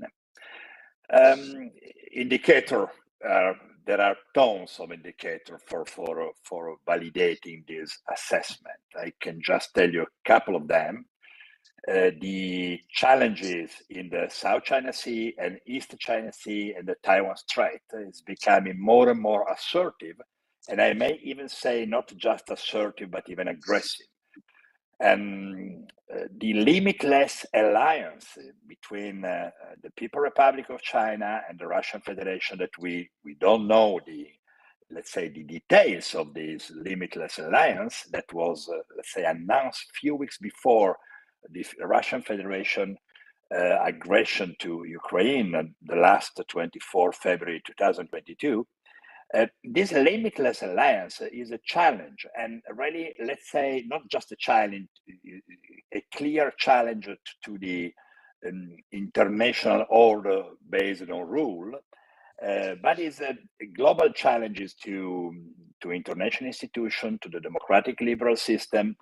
And technically, China, the People's Republic of China, is more and more cooperating with Russia on not just on economic level, but as well on, let's say, dual-use technology that provide a clear and evident support to the military action. As you are fully aware, the impact on all of these on the European Union and on the single European Union countries is relevant from my point of view. And that's is leading a changement, a structural changement of the general policies towards the People's Republic of China. Second, let's say the increased cooperation between the People's Republic of China and Iran. Iran is more and more a factor of destabilization in the Middle East. Is not October 7 really made a very clear put a clear spotlight of the increasing role of Iran in destabilizing any kind, not just Israel, not just increasing confrontation with Israel using proxies, but thinking about what is going on promoted by Iran in the Red Sea with the Houthi insurgency that disrupting the risk of disruption of the global supply chain.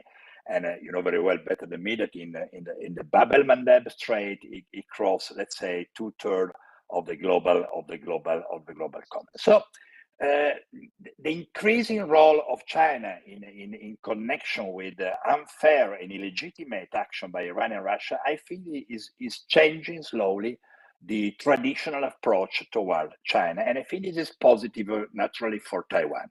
I don't want to add nothing more of the exceptional positive role that Taiwan play and could even play in international organizations like the WHO, where is not anymore present as an observer.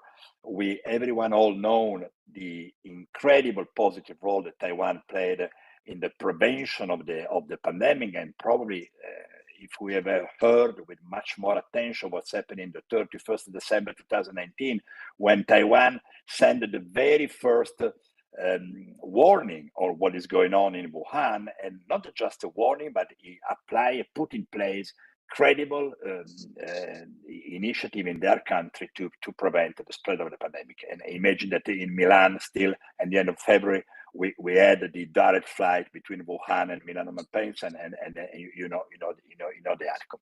So first of all, so I really think I'm quite optimistic that thanks to unfair, illegitimate behavior of the People's Republic of China, the one China policy could be, let's say, evolve. The traditional one China policy of the West could be updated and need to be technically updated.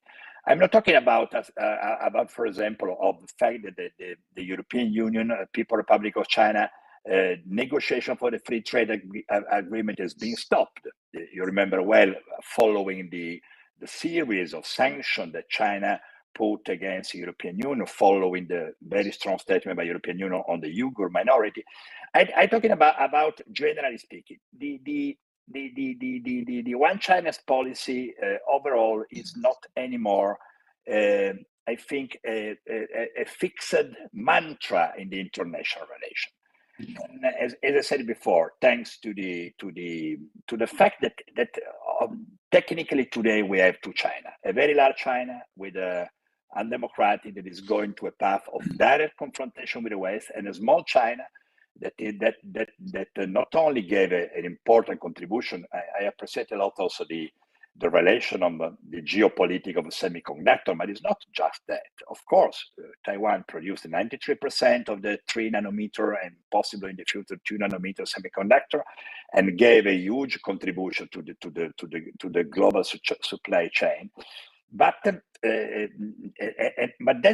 just a component that describe a fact that the international community need to accept. It's not just the 12 independent country that have diplomatic relation with Taiwan, including the Holy See, the Vatican City. It is generally the contribution that could give Taiwan to the global community, to the global democracy, is increasing. And increasing. So I think that the one China policy technically speaking, died when Hong Kong was totally overrun by an unfair changement that really break the UK PRC agreement, constitutional agreement, transition agreement, the end of the one country, two system model. Really, that was let's say a potential outcome for the relation between Taiwan and the People's Republic of China. Really obliged the international community really to change everything. Let me add some 2-3 more consideration, and I go to the end. India is changing their approach towards Taiwan dramatically, and that's another important factor. India is growing as a fundamental factor in all Asia. The deal that recently was signed between India and Taiwan regarding the labor, providing labor from India to some sector of the Taiwan economy, like construction sector, agriculture, etc., I think is extremely important. Extremely important. India will play more and more a role, and in not only in India subcontinent, but in all India Pacific. I would like to add all these new, let's say, minilateral agreement, minilateral policies that that's been put in place. I think that the first trilateral deal between United States, Japan, and Philippines, I think will have a direct impact on Taiwan and on the Taiwan Strait. The agreement between United States, Philippines, and Japan has a huge impact also not only in economic side, but especially focused on international security. So it is the first concrete answer to the more assertive and aggressive posture of China in the East China Sea, in the Taiwan Strait, and in the South China Sea. Talking quickly about the South China Sea, and also have an effect on Taiwan. South China Sea, China totally is not abiding to what the United Nations Convention on the Law of the Sea and the Permanent Court of Arbitration of The Hague decided and gave totally reason to the Philippine position, and that's another factor that will increase attention and a growing positive approach toward the Republic of China, Taiwan. I think going to the end and going really on the end and going to the name of this seminar, WTO and WHA, I think it's very positive was the US government, the official statement by the US government, starting from Anthony Blinken, the Secretary of State, clearly an opening support in the participation of Taiwan are a very, very positive signal that the free and open Indo-Pacific initiative will become more and more a guideline for all the international community. Thank you again for having me in this very interesting seminar. Thank you.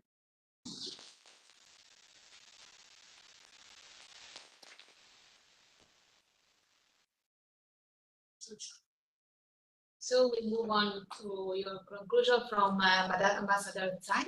Okay, good. I know the time is very limited. I first thank you very much to Dr. Gerlini.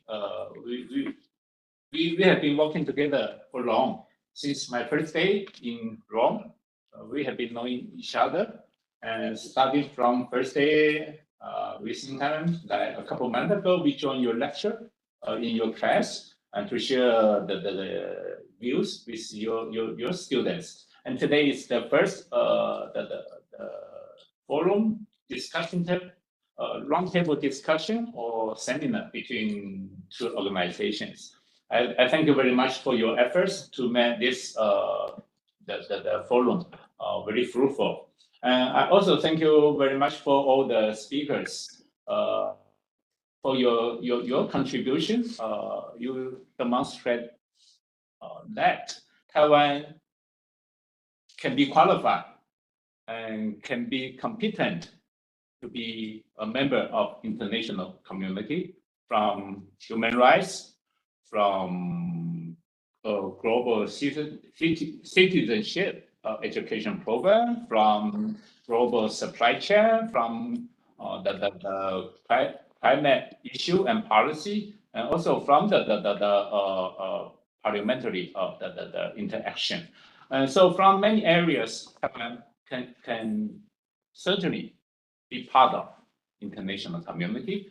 I especially thank you very much for the Professor Borghese from the legal point of view, talking about the Taiwan from the international law. Taiwan is qualified and meet all the requirements to be to earn the full membership in many international organizations. But one thing I have to point out today, we thank you very much that the Ambassador Lee can fly directly from Taipei to join us to share his view regarding about ICDF to all of us. I think from his speech is another good example to demonstrate that Taiwan's qualification. And come back to the center point of these issues. I have no question about our qualification. I have no question about our capability to meet the requirements of international organizations. I just want to point out that we only have one obstacle. The one obstacle is coming from our neighboring country, China. So that's the only issues we have to deal with. So far, we earn a lot of support internationally to the participate for the global community, but we only have one opposition, is from PRC. This year, they exercise their influence to call more than 40, 50 countries to join on their stand to say no to Taiwan's participation in the WHA and all the also for the organization WHO. And I don't think those 50 countries are purely listen to PRC. I don't believe they will question about our capability just because they have been influenced and they've been under the pressure from PRC. So I would like to point out that I just want to say the only difficulties for Taiwan's participation in international community is coming from PRC. Look back last week, the military exercise, 2 days military exercise launched by PRC around Taiwan. I think that draw international attention. This kind of threat can put on Taiwan. That means PRC can put this kind of same threat to the other countries, just like Russia put this kind of threat to Ukraine. So I thank you very much for today's seminar to raise the attention to once again focus on the necessity and of Taiwan's participation in global arena. Of course, from today, we're going to have a WHA annual meeting in Geneva. Of course, my government as usual, send delegation to Geneva to participate relevant activities in Geneva. I also would like to share with you that we're going to meet with delegation from the other countries, including the delegation from European countries.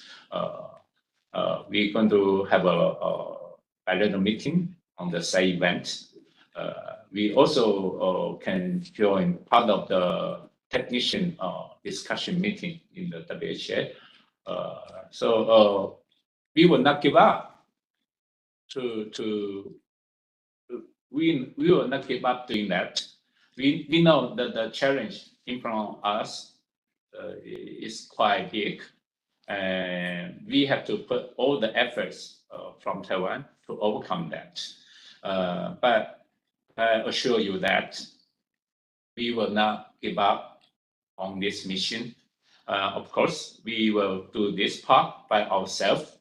We also would like to earn more support from our friends like Italy, like the other European countries. We hope we can earn more support from those friends to help us to accomplish this mission.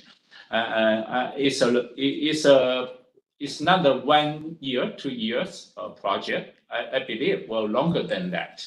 But we have been fighting 20 years to join the WTO.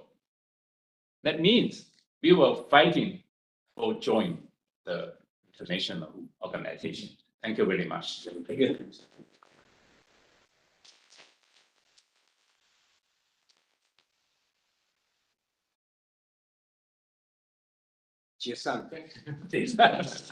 We discover.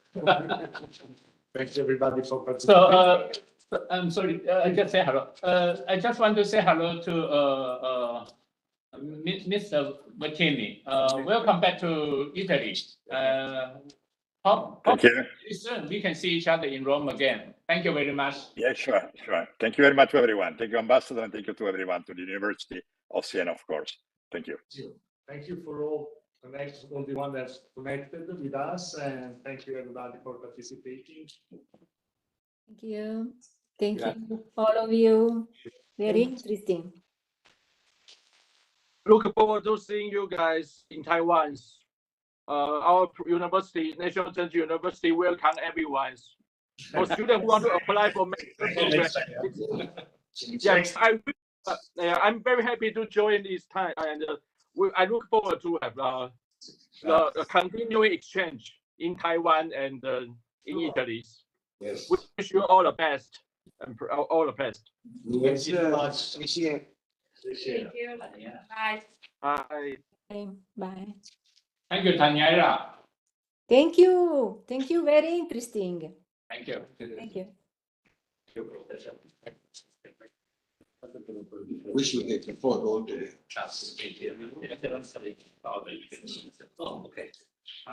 Let's take a photo together.